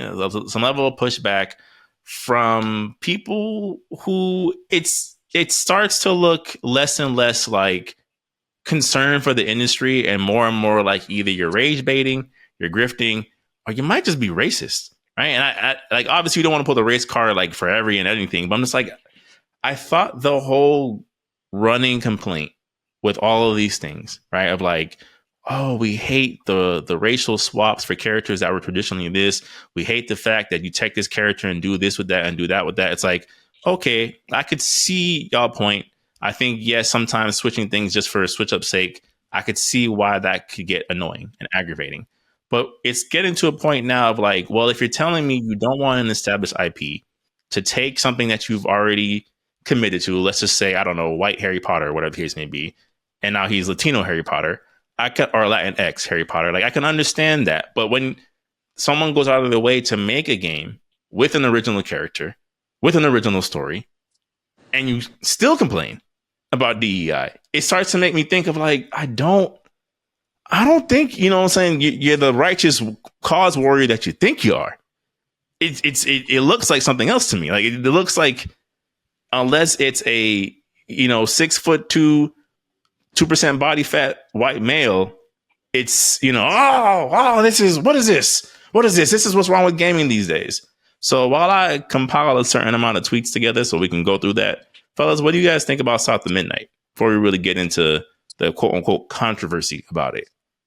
It's a beautiful game to me. Like I said, the first trailer was very eye-catching. Mm-hmm. Like it really does give that mythological folklore of down in the bayou, stay in the bayou, crocodile might eat you, or even just the way how the monsters are designed. Like this is really a fresh take of like almost like a storybook. Mm-hmm. Like if you're telling like a swamp story, this is probably how a child might view these monsters in their heads.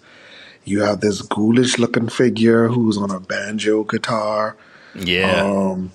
This toad like looking monster. Like it's interesting, and then, it's building up.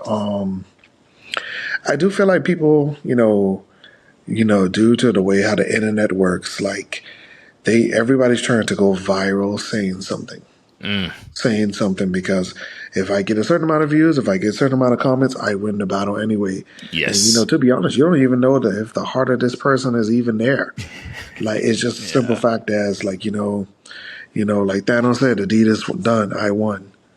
And people are they're banking off nostalgia, they're banking off rage. People are just trying to turn and monetize on anything. And, that kind of reflects the nature of what we're dealing with now. Everybody's trying to monetize off something. I believe everything is fine. I believe it's fine. This game, they show like pictures and renders of like past art and stuff like that. And you got to really realize in that very prototype phase, a lot of things change. When you really look, when you Google like concepts of, like, I would say this, past Pokemon. But when I saw the early versions of Raichu, I was like, bro, what? This is how Raichu used A to rat with a look? spiky tail. That's it. There was nothing else to Like, it. I saw the prototypes for like so many old Pokemon that, like Jory said, they drew that one time and that was it. But then they was like, you know what? Let's draw this more times. And honestly, it's fine, bro. It really is fine. The character, I really love the aesthetic of the character. I'm really looking forward to see, like, how this game plays out. And then, like I said, it looks like something we need in this time of the day, bro, Yes, because bro. it looks like something we need. Stop motion Because graphical style, the emphasis on story, gameplay could look a little better. I'm not gonna hold you, but in but terms of like you said, it's still like in the early stages. It's just like you yeah, just never know. mm-hmm. Like I said, bro, like everybody's just trying to find something to be upset about because it's the current trends, bro. A lot of people are slave to trends. So let's talk about it, fellas. Let's talk about it, right? So I shared this tweet in the group chat. We spoke about it prior to starting the pod. Tim, you already kind of alluded to some of the things that this person mentioned. There's this. I guess technically he's a current game developer because he's still technically making games, quote unquote. He has people buying skins for a game that he's working on that's not even out yet. But that's a conversation for another time. On Twitter, he goes by Grums. His name is Mark Kern. He's one of the OG creators of Diablo 2 and World of Warcraft. Right, so he's heralded as issuing some of the biggest MMO games that we've ever seen within the industry. Now, like I said prior to the pod starting, we are a pod that focuses on nuance, right? We don't swing necessarily to one direction or the other. We try to find the shades of gray through most of these topics, at least for discussion, right? And sometimes if we have a strong opinion about it, we'll lean more into that and let it be for where it's at. And with Grums, I feel like there's certain things that I do think it is important that he's calling attention to. I don't think there's any issue. I don't take any issue with calling attention to, some of the things that kind of sweep underneath the journalistic rug of like, hey, you probably should be addressing some of these things because we're seeing the negative effect of it in ways that we don't quite realize. But when he started talking about South of Midnight, and there was a couple tweets in particular, one that you said, Tim, where he was talking about the race swap of the character, where he's like, oh, I could see, I found out through inside sources that, Hazel was originally a different race and now they made her black, and, Sweet Baby Ink was involved and things like that nature. And, we talked about this a little bit before prior to the pod, but I'm like, I don't see why that would be an issue when we're talking about a game, like you said, that was still early in development. One, we didn't know what race she was before you guys released a trailer. And two, it's like, you're talking about a game that's centered in New Orleans, right? If you were to tell me a game was based in Texas and the first person I see is a Caucasian character with a wide brim hat, I'm not going to think twice about it, right? There's just certain things that you automatically, whether or not it's an accurate thing of that population or not, your brain automatically tunes into it when you think of a certain populous demographic area, right? So when you say like, oh, she was race swapped, oh, there was involvement from this company that most people don't really seem to care for. It doesn't to me look like, okay, but what was your critique about the game? What is your issue with the game? What is it that you feel may be a concern with the actual game itself? Yeah, like it kind of just goes to show you the hearts of people, man, because we also have to understand, I would say this, as a storyteller, you definitely have to understand history. History, especially, with a certain particular race, it's still prevalent, bro. It's still prevalent. Their biases, their prejudices, it's still very, very much there. Very, and then, sometimes I kind of feel like we've also entered this. I mean, actually, it was always around. Everybody is kind of walking around with this alpha omega type of mindset. Like it needs to be this way, my way, and that's it. And they kind of imprint themselves on so many other things that, it needs to be this way because if it's not, then it's not good quality. No, it's not good quality to you. Right. To you. And And and that's why I always say beware of generalizations, because like how you said, they haven't even talked about the game. You're talking about the company. Yep. Now the company, I looked them up. They have a decent track record, from what I've seen that they've produced. Now I get it, and that's from my point of view. Mm-hmm. Now I get it. Certain other people may have certain things to pick at, but then it goes back to what I said. That's an internal issue. That is something within yourself that you have a view about. But then you're kind of still missing the point.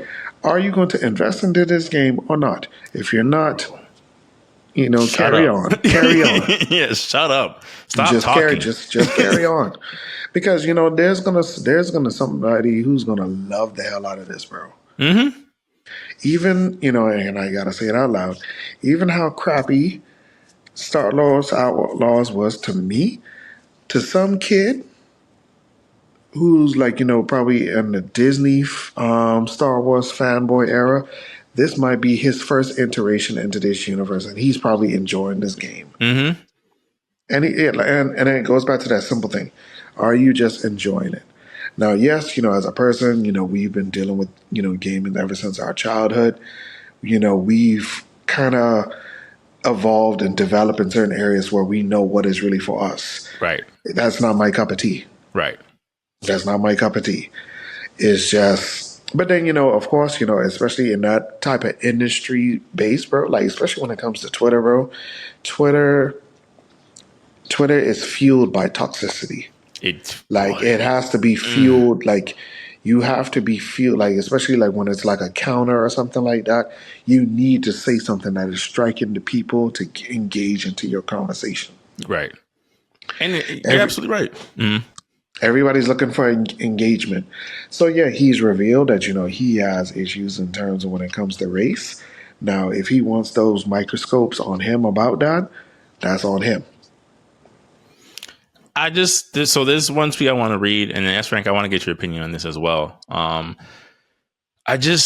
think it's one of those things where it's like, when someone knows better and you kind of know what they're doing, and it just kind of feels like, why are you encouraging this type of atmosphere, especially as a game developer, right? So at the bottom of this tweet, he says, "My thoughts. This is a beautiful looking game, and I can really sense the passion in the creative director's thoughts. I really hope SBI, which is short for Sweet Baby Inc., and MS, Microsoft, haven't ruined this game with DEI policies and by hiring SBI, and that the gameplay matches the visuals. That said, I don't think we should support any game with SBI involvement. Identify as non-binary."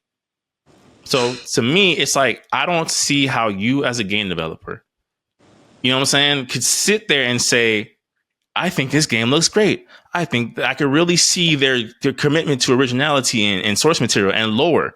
That being said, if this company is even remotely involved, you shouldn't buy this. You mean to sit there and tell me that when you were making Diablo, you worked with Blizzard, my guy? Like, there's books, there's documentaries, there's still lawsuits going on about how your company was handling things.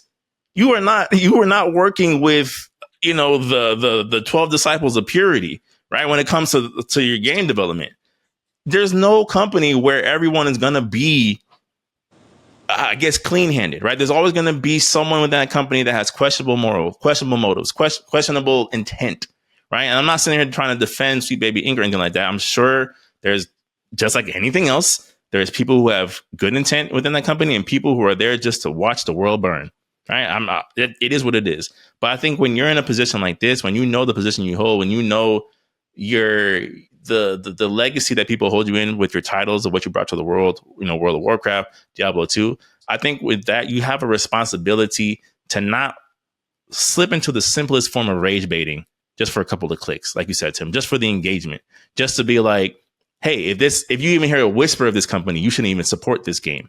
This original game with the original story, with an original character that we need in this burst gaming bubble. So that's my thoughts on that. S. Rank, what do you think? I think with South of Midnight, to me it felt organic. The only thing is, character design wise, she looks like the woman from what's that free to play game? I don't really play it at all. I never played it again. It's made by the guys who made I don't even remember the name of that game either. Jeez, I really don't care about those games. She looks like the character from free to play game where you give me some free to play games where it's like a You gotta be last more man specific than that, standing. bro. Yeah, bro. Like you can't just. You Oh, well, gotta like give you me a guys on genre, give shooters? me a Okay, it's a shooter. okay. Okay, forget it. All right. Like, No, I think she only looks the like one most of those consumed characters. genre of game Okay, you got ever. PUBG, you got PUBG, Apex Legends. Right. Apex Legends, yeah, Smite. There's Apex a whole Legends, bunch of Apex Legends. She looks like one of the characters from Apex Legends. Bando. I think I Yeah. know who you're talking about. Yeah, Bando. so I kind of was like, that's to me, I'm like, they should have probably used a different character model. They should Actually, probably should have, no.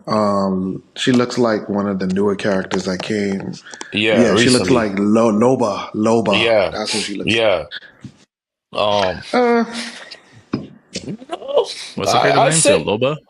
yeah. Loba. Apex from Apex It's too, Legends. it's Okay. too, for someone who, it says, for example, someone who's a casual, the whole, if this is a new IP, you probably want this character to stick out a little bit more. You could keep the character, ethnicity.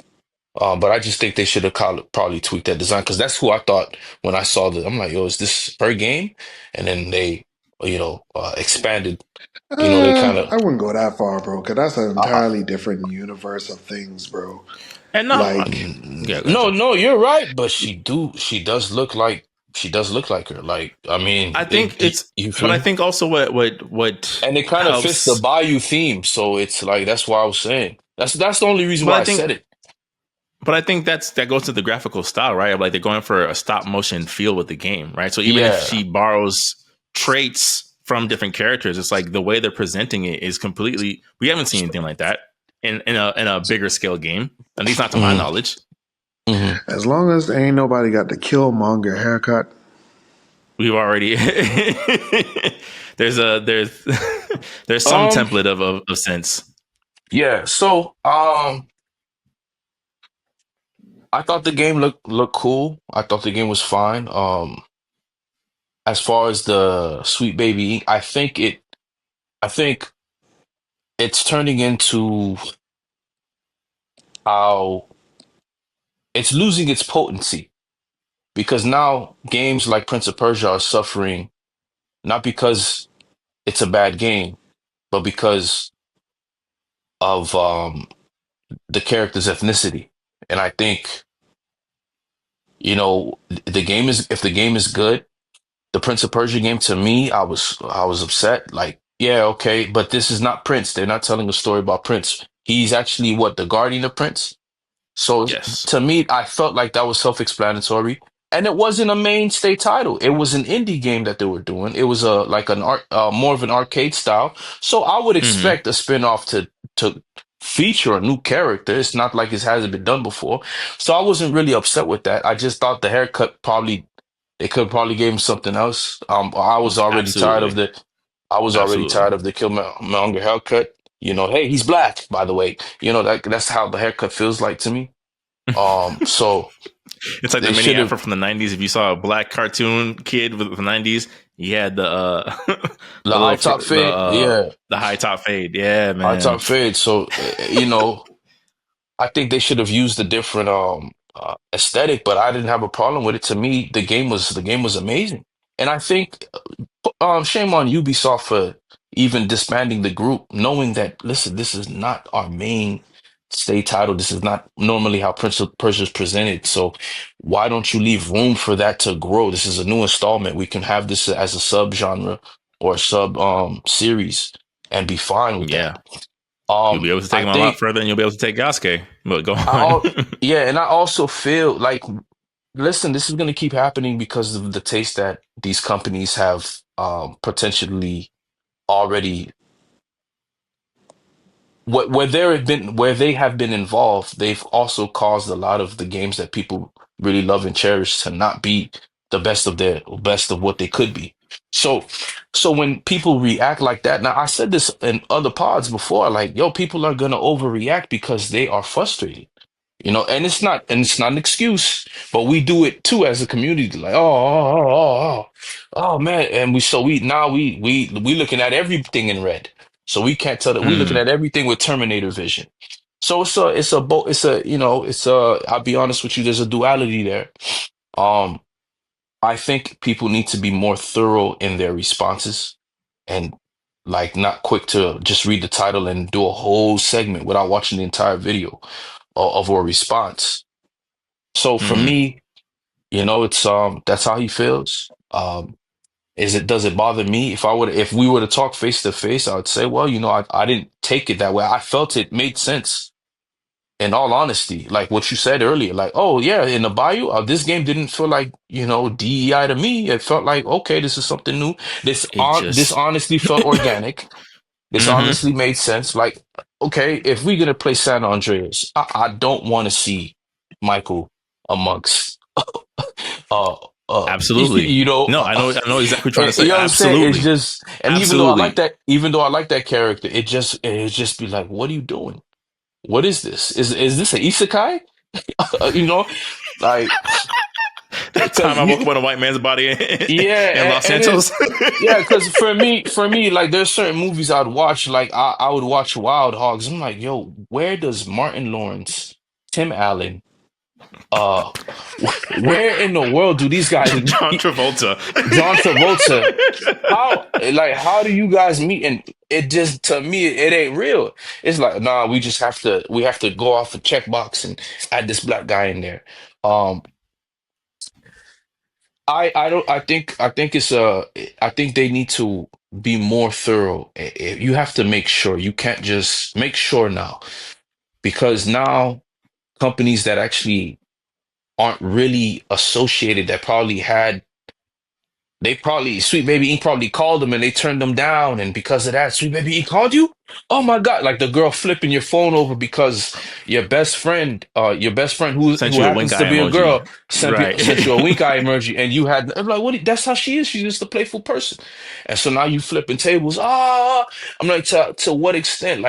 Be thorough. You're slowly turning into you're slowly being poisoned by the people that you say you're not associating with, because they ride that coattail, and now they dressed up in the same costume as you, and then now you're like, yo, I'm not with this guy. Me and him don't share the same views. But if you look at the tweets, they you also blindly did not you weren't thorough. He also didn't care. So your lack of being Hmm. thorough in a response lines up with him being fully raged on and fully being a racist, if he was.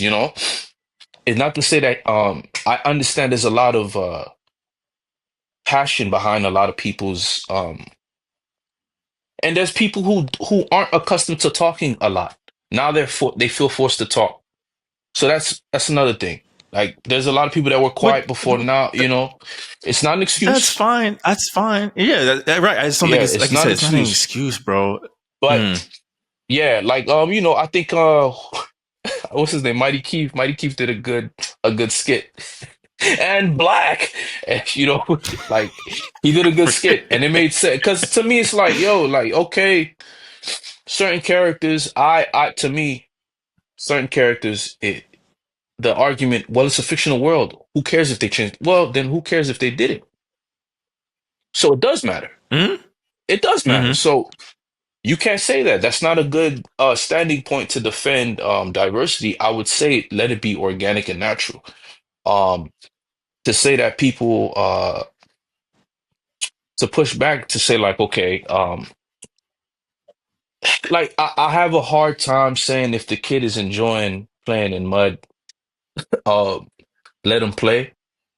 And I would say, okay, but it's just, for me, it's just like, but like, there's, he's clearly gonna pay for that. But I You know what I'm saying? right. But I And think it's just, that yeah, ties into what Tim says of like you don't like this, which is fine, right? The thing that, like, I think the bigger conversation too here, that like it's a personal pet peeve of mine, is like I hate when there is criticism with no solution. I hate, nothing drives me up a wall as an adult when you're like, I don't like this. Okay, that's fair. You're more than welcome to articulate and Or elaborate or on you why just you say don't it like this. sucks without explaining, without any Right. good You points. you say nothing. Yeah. What Yeah. would be the alternative?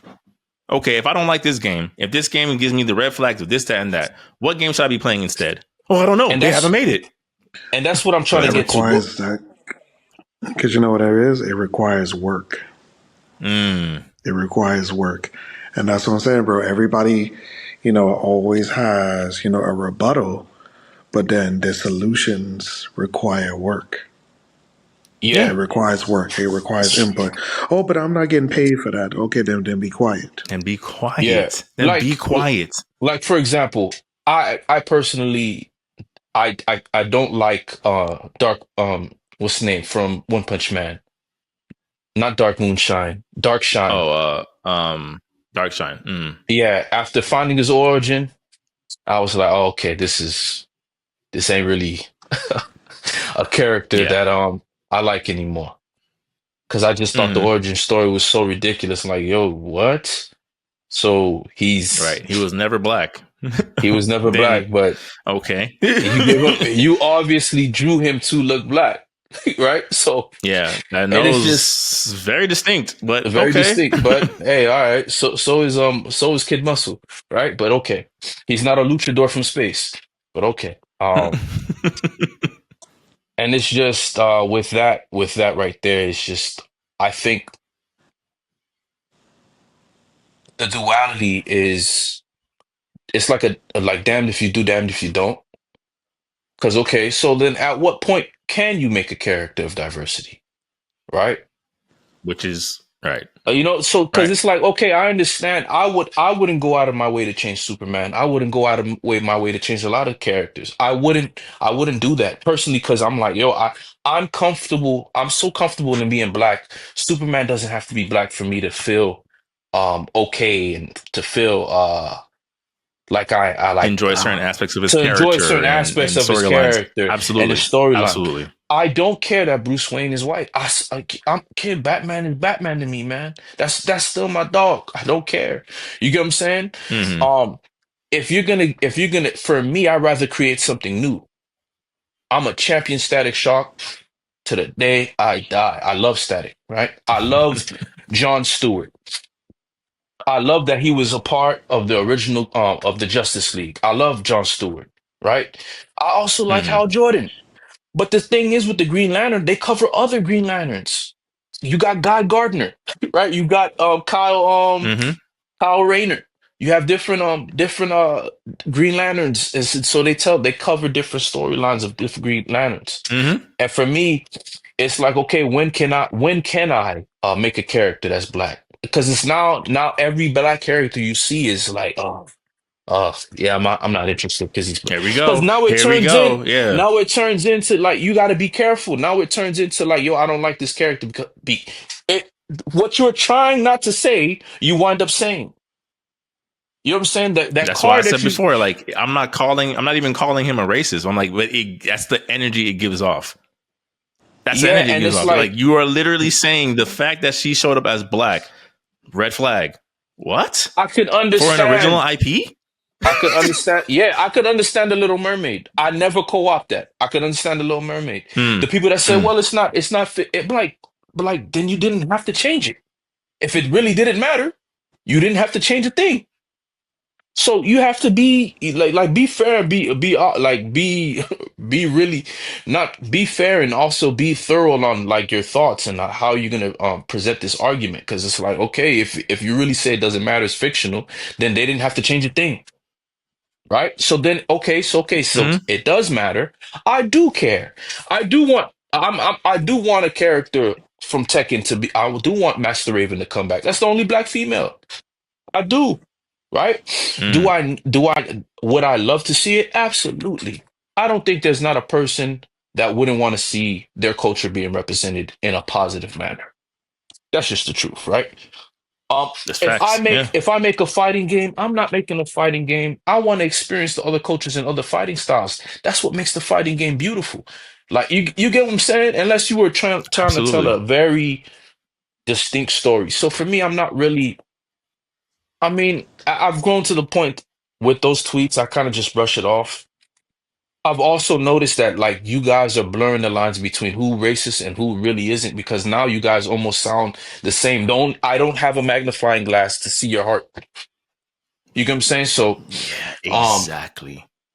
us being Which goes both back to what Tim lazy, said. We don't even know if that how if you feel this way for real. yeah, go back to Tim, to piggyback on what Tim said again, like us being both lazy to each other is gonna cause more harm because it's gonna take work on both sides, right? If I make a game, if I make Mm-hmm. an anime, they're not gonna. I would be heartbroken because they wouldn't want to watch my anime because the class is predominantly black. But I watch your anime and it's Mm. predominantly Asian, and I don't complain. I'm here to enjoy the story. I'm If I locked watch a in. Bo- Actually. if I watch a Bollywood film, I'm not gonna um I'm not gonna be mad. I love R&R. That movie that movie is flames. And you've introduced me into a Ooh. level, yeah, and you've introduced me into a level of films that I'm like, man, these guys are growing in their craft, and I love to see that. And now, it's just now, okay, man, when's the next Bollywood film that's about to drop so I could watch that? Now you got a fan. Mm-hmm. So I would love to see that be reciprocated. In a perfect world, I would love to see that. But I understand, like, to those people that hate DEI, I just want you guys to be aware of how um close you are to thinning distinctions of the people that actually are racist and the people who aren't. I can understand how you Mm-hmm. feel. There's a lot of things that I agree with those people because for me, like when I look at the state of Xbox, I'm just like, man, who are you guys, man? You guys remind me of the characters from Demolition Man. And to save the world, to combat Simon Phoenix, you needed to call back John Spartan to save the day. You needed to get that guy from the same era, who broke some of the rules, who didn't mind being Hmm. edgy. Like, we need Kyle Urban's Judge Dredd ahead of Xbox. That's how I feel.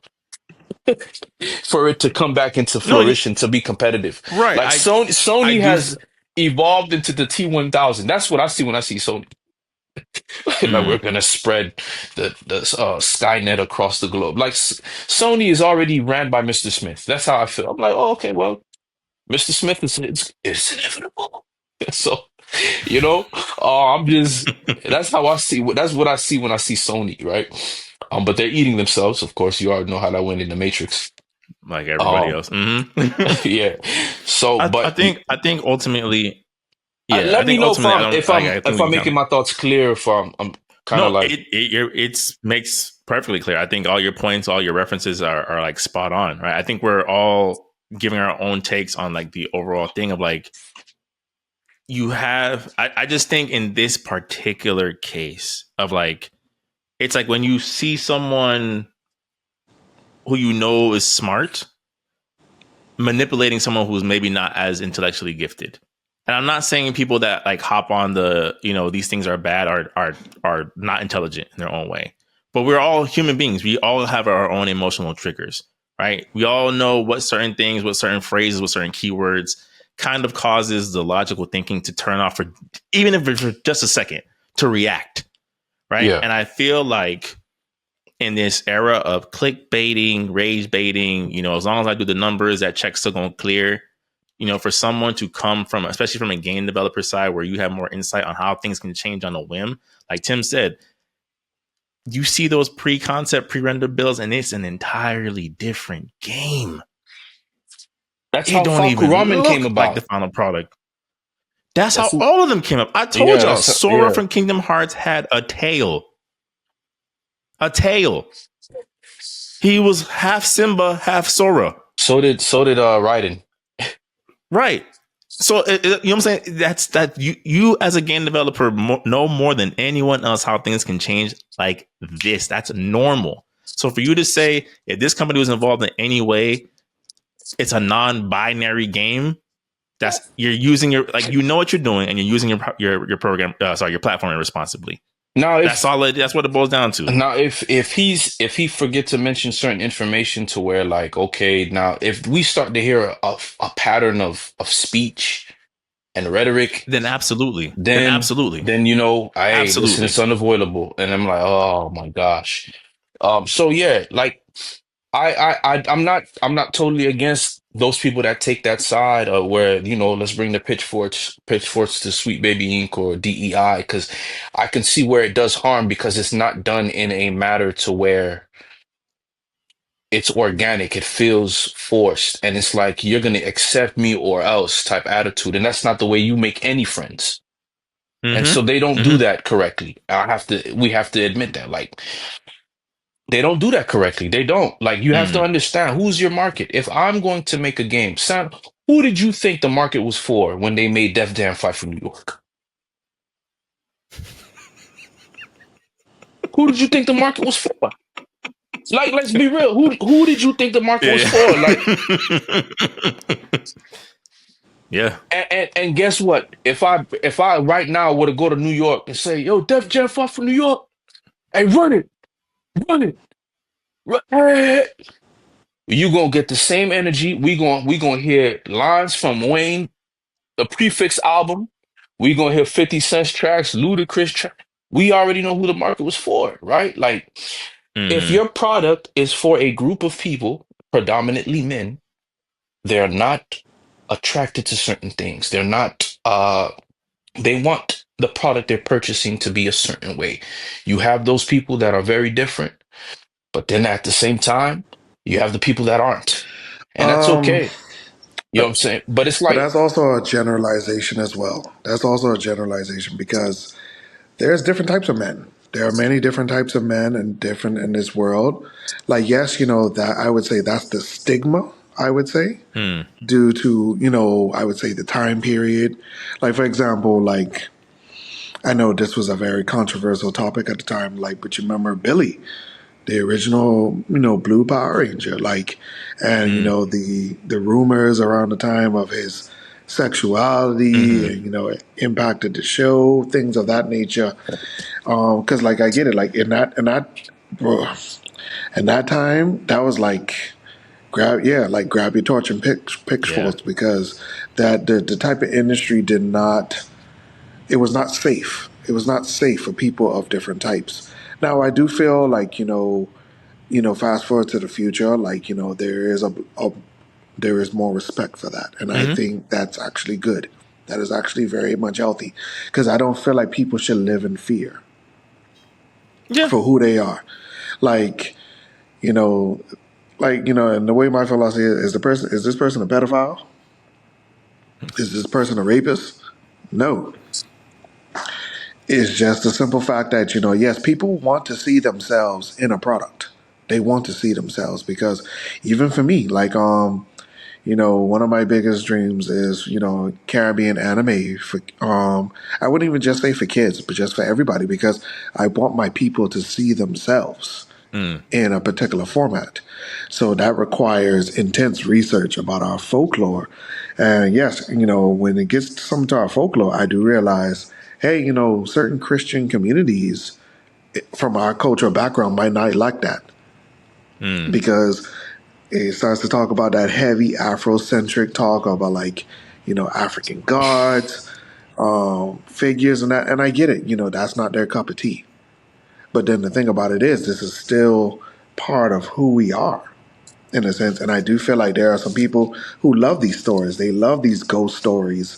They love, like, the expression of, like, hey, don't touch this particular tree in the savannah because you remember the curse. And, that stuff, like, it gives you life. It really does give you life, man. It's just like I do feel like it's just the overall toxicity of the industry, man. Like everybody's trying to they're showcasing how they feel in their hearts. There are certain people, bro, like yes, like, and I would say this out loud. There are certain heterosexual men who hate women. Like yes, they will have sex with women, they'll procreate with women, but they hate women. They hate women. Like they believe women should be in a certain place of life, and that's it. Like like a child, you can be seen but not heard. There are some people who carry those types of views, bro. And we have many different terms for them, like whether like archaic or very traditional or even sometimes conservative. It's just like we are living in a melting pot of a world, but how can we establish a form of harmony? And that's why I feel like That's what my focus is. Harmony. How can we live amongst each other and operate and coexist amongst each other without trying to destroy one another? And it's tough. It really is tough. Because I get it when it comes to different art, I would say art formats. People are very picky. They're very, very picky. And certain things are also, I would say and this is why I hate pop culture, because certain things come from a very pop culture type of view.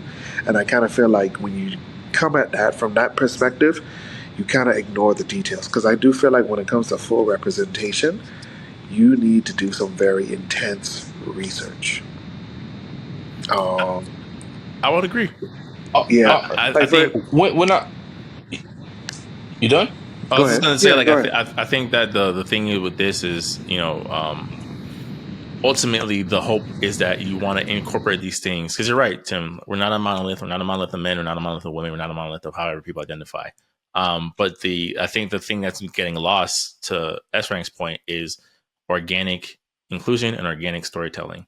So, using Dragon Age Velgard as an example, right? It's not even so much of the go woke, go broke, go woke, go and get nominated. That's like, listen, this is horrible writing across the board. If this was your whole thing, if we're going to include this type of character and make that a staple point in the series, I'm here to tell you, you worried about the wrong things, because everything else in this game sounds like an HR training meeting of how not to offend your coworker. Mm-hmm. These are not human beings talking to each other. So An that, to me, 80s I'm like, video that's on not. how not to get bullied. Stop! Don't punch me.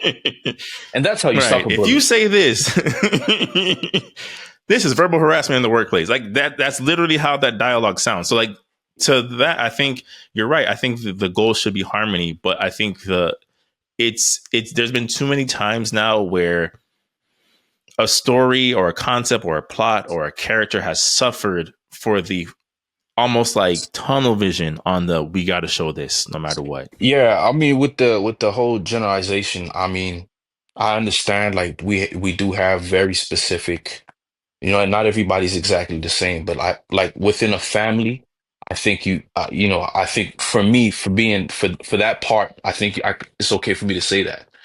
Um, like, if I'm gonna sell a product to a specific type of people, generally, this is how it goes. I'll take care of this, and then from that generalization, of course, I can sort down the parts of pies that we the parts of pies and the pie chart will have their own color in their section to basically Oh come a no, part of the yeah, whole. for sure. And that's all I was In an saying. ideal, right? In an ideal world, Stellar Blade can exist just like Life is Strange can exist. Just like there's certain things where it's like you, to your point, there shouldn't be. It shouldn't be. Well, I can't have any hot women in my game. That doesn't make any sense. Right? That's not logical. Right? I think you're allowed to appeal to that audience without And then saying you can't have this. and at the You same know? time, like, going back to what I'm saying, if I look and see who's buying my game, and it's not the people that's Life of Strange people, why would I try to infuse Life of Strange content into that said type of game? Like, you know what I'm Mm. saying? Like, when you look at how Gears of War was built, I don't want to see Aloy's storyline infiltrating Gears of War. You know what I'm saying? Gears of War is classic Spike TV, No, Blue it's Mountain State written writers, and so on and so forth. And that's how I feel. And, yeah, or it's understandable. yeah. Like And so, like, within that market, if you build a market separate, new IP, that's great. There's nothing wrong with that. That makes a lot of sense. But if it's an already existing market with an already existing group of fans and people, you know, you do run the risk.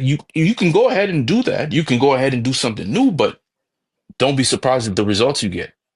Right? When people get Mass Effect, I don't want to play Mass Effect for it to feel like I'm playing uh give me a third person shooter like Gears of War. I want that tactical element and storytelling with my choice of speech and my story direction choices and compelling villains, and do I want to make a relationship with this person? Do I want to befriend this person?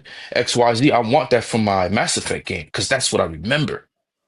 And that's what's fresh in our minds. You know, it's gone are the days to where like Mass Effect, I gotta go buy an NES to play Mass Effect. It's right there. I could pop in next Sunday and I'm like, man, I wish they made a new one. It's still fresh. And so that's all I was saying. You know, if your market is, if like the Tekken market, Tekken fighters don't want it to play like Super Smash Brothers, don't do that. Don't do that. That's crazy. But if you want to make a new fighting game, go ahead. And then, to also go back to Grum's point, I also feel like, with this being a new IP, that means it's a clean slate. Yeah. It's a clean slate in terms of story, flow, projection, and because to be honest, it probably might not even be a series. It could just be a one and done adventure, And I've played many games like that where it felt so good. Like we don't need no more of this. Like this is going to stay in my mind as a particular example of this. Like I remember there was this one game that I played called Abzu, where you're literally just exploring the depths of like this vast ocean, and it's like you're literally getting lost and immersed into this world of like, wow, like this was very beautiful. The art style was very beautiful. It had some like story elements to it that made you wonder, but it stuck to a theme that it was to make you wonder. And it was a fresh new game. And to be honest, I don't want another part 2. I don't. It can stay exactly at this. So with this, like, I get it. Like, he may have a personal vendetta against the company, but it's just a simple fact, man. People are still hiring him for a reason. That means they are obviously reaching a level of quality that it is substantial in this, I would say, industry, marketplace, whatever. And they are doing their due diligence. And, you also got to understand is like, people are also growing as they continue to hone their craft. Like, me, we've known each other for years, bro. I remember when you used to rap, and look at where you are now in terms of just like how you do your art and how you present yourself out there in the world. That, bro, you got commercials with your face out there now. And then, Jory, you yourself, like you probably able to compare your level of your artistry from sketchbooks that you did from high school to where you are now.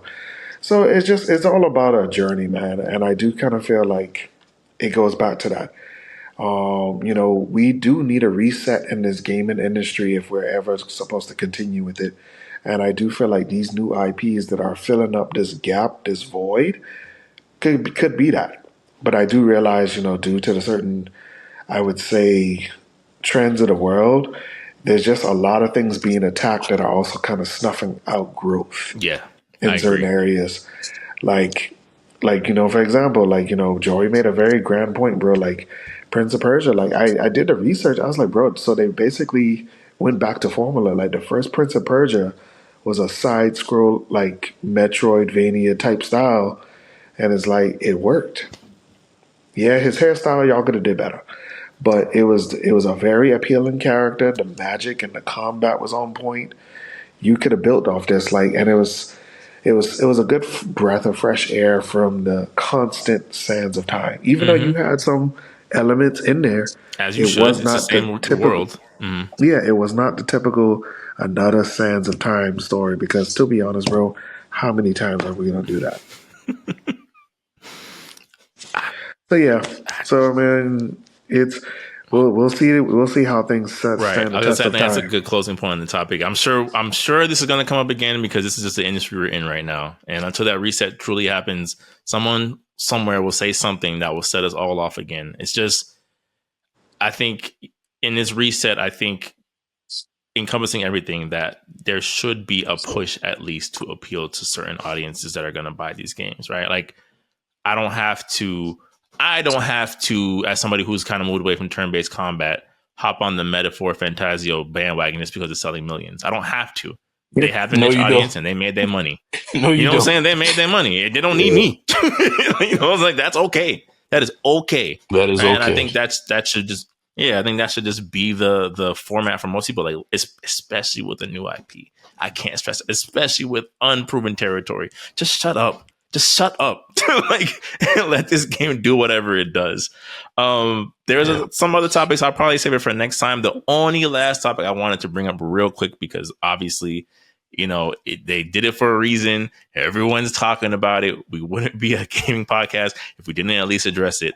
Should DLC be nominated for Game of the Year at the Game Awards? No. Short answer, no. No. And I love No. Shadow of the Earth Tree, No. but nah, man, not over Final Fantasy, not over Astrobot, not over ReFantazio, even though that came out last week, and I know nobody beat the game. Like, nah, because that game is probably 600 hours long. Right. There's no way, right? But anyway, no, man. Okay, no. Like, I get it. Man, Jeff Keighley, bro, like, oh, you turning into Vince McMahon. What's going on, buddy? What are you doing? Nah, man, no. Give it to to me, Final Fantasy deserves every piece of that pie. In all honesty.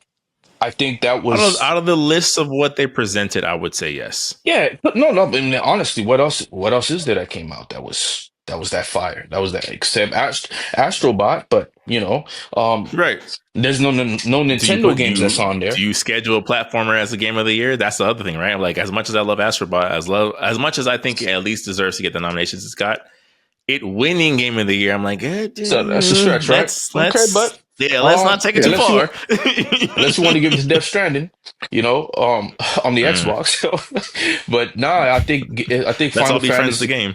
I think Final Fantasy deserves every piece of that. There's not a game on there that, to me, unless it's ReFantazio, I'll be surprised how that wins, because it just came out, man. It just came out, and people had time with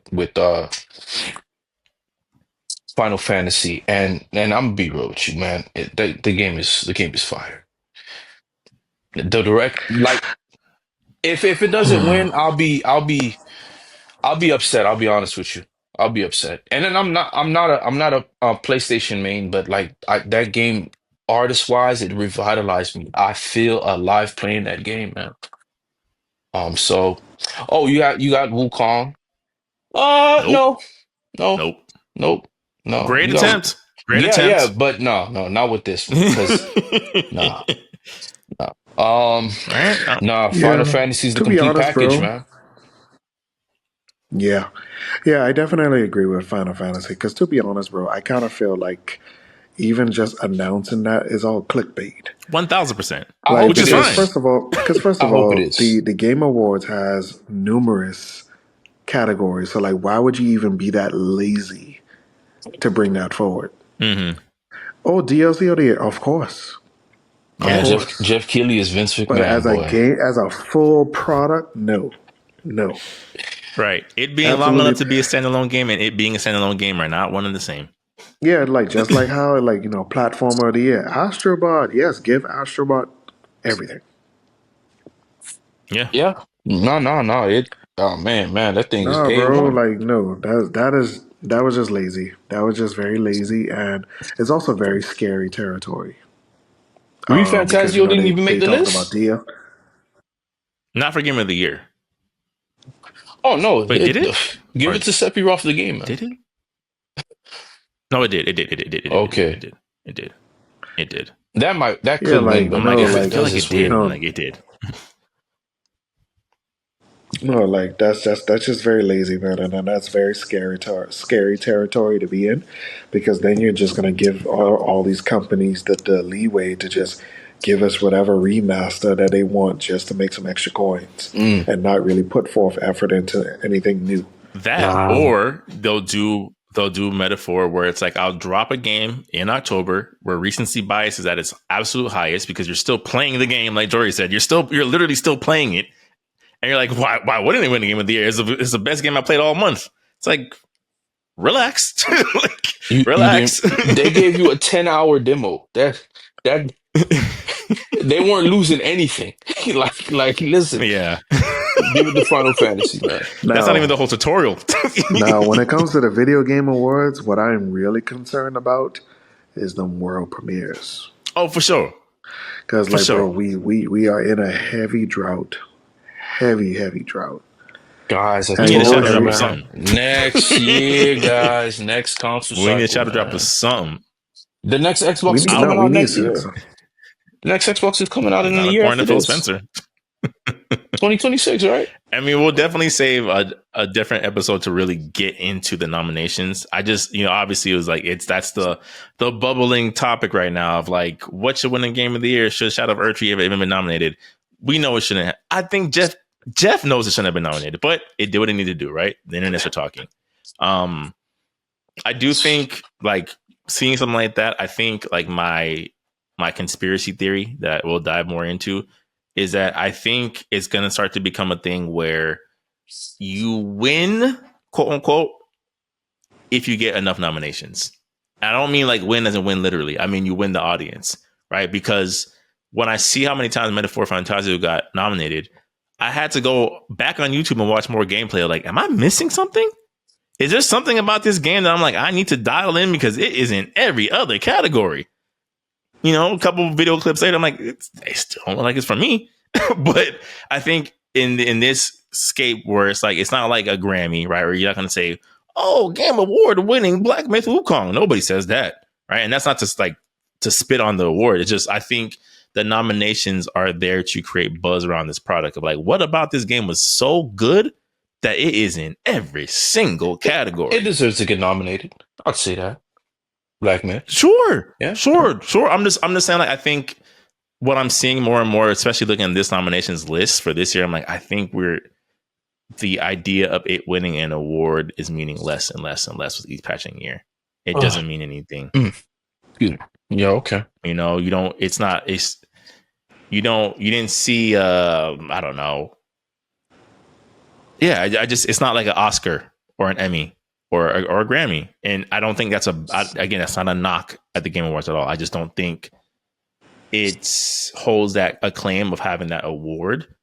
Like the recognition would be of it just being nominated to people who might not be tuned in. I'm like, dang, like I keep seeing Astrobot. I should best family game, best platformer. I should go play this. I think that's the most important thing. That's my takeaway from that. But we'll definitely deep dive next time. But once again, if you have made it this far, whether you're listening, watching, both, you're running this back a couple of times because the conversations was fire. We appreciate y'all. We do make an attempt, of course, to either acknowledge or comment or reply to every comment that's made, especially on our YouTube page or across platforms. The increase in traffic has been encouraging. Obviously, it doesn't change the format of what we do. Like it's just it helps us fuel making content like this for the audience. Thank you so much. Thank you so much. As y'all know, we're on the road to 1,000 subscribers on YouTube. Past that would be fantastic. So every like, post, subscription, everything is appreciated. And we'll just continue to keep doing this for y'all guys. This is the Press Start Select podcast. I am Antonius the Gamer, Mikkel Smith, Super SSS rank. Until next time. Like and subscribe. Sound the alarm. All right. Peace. Hit that bell. Hit that bell.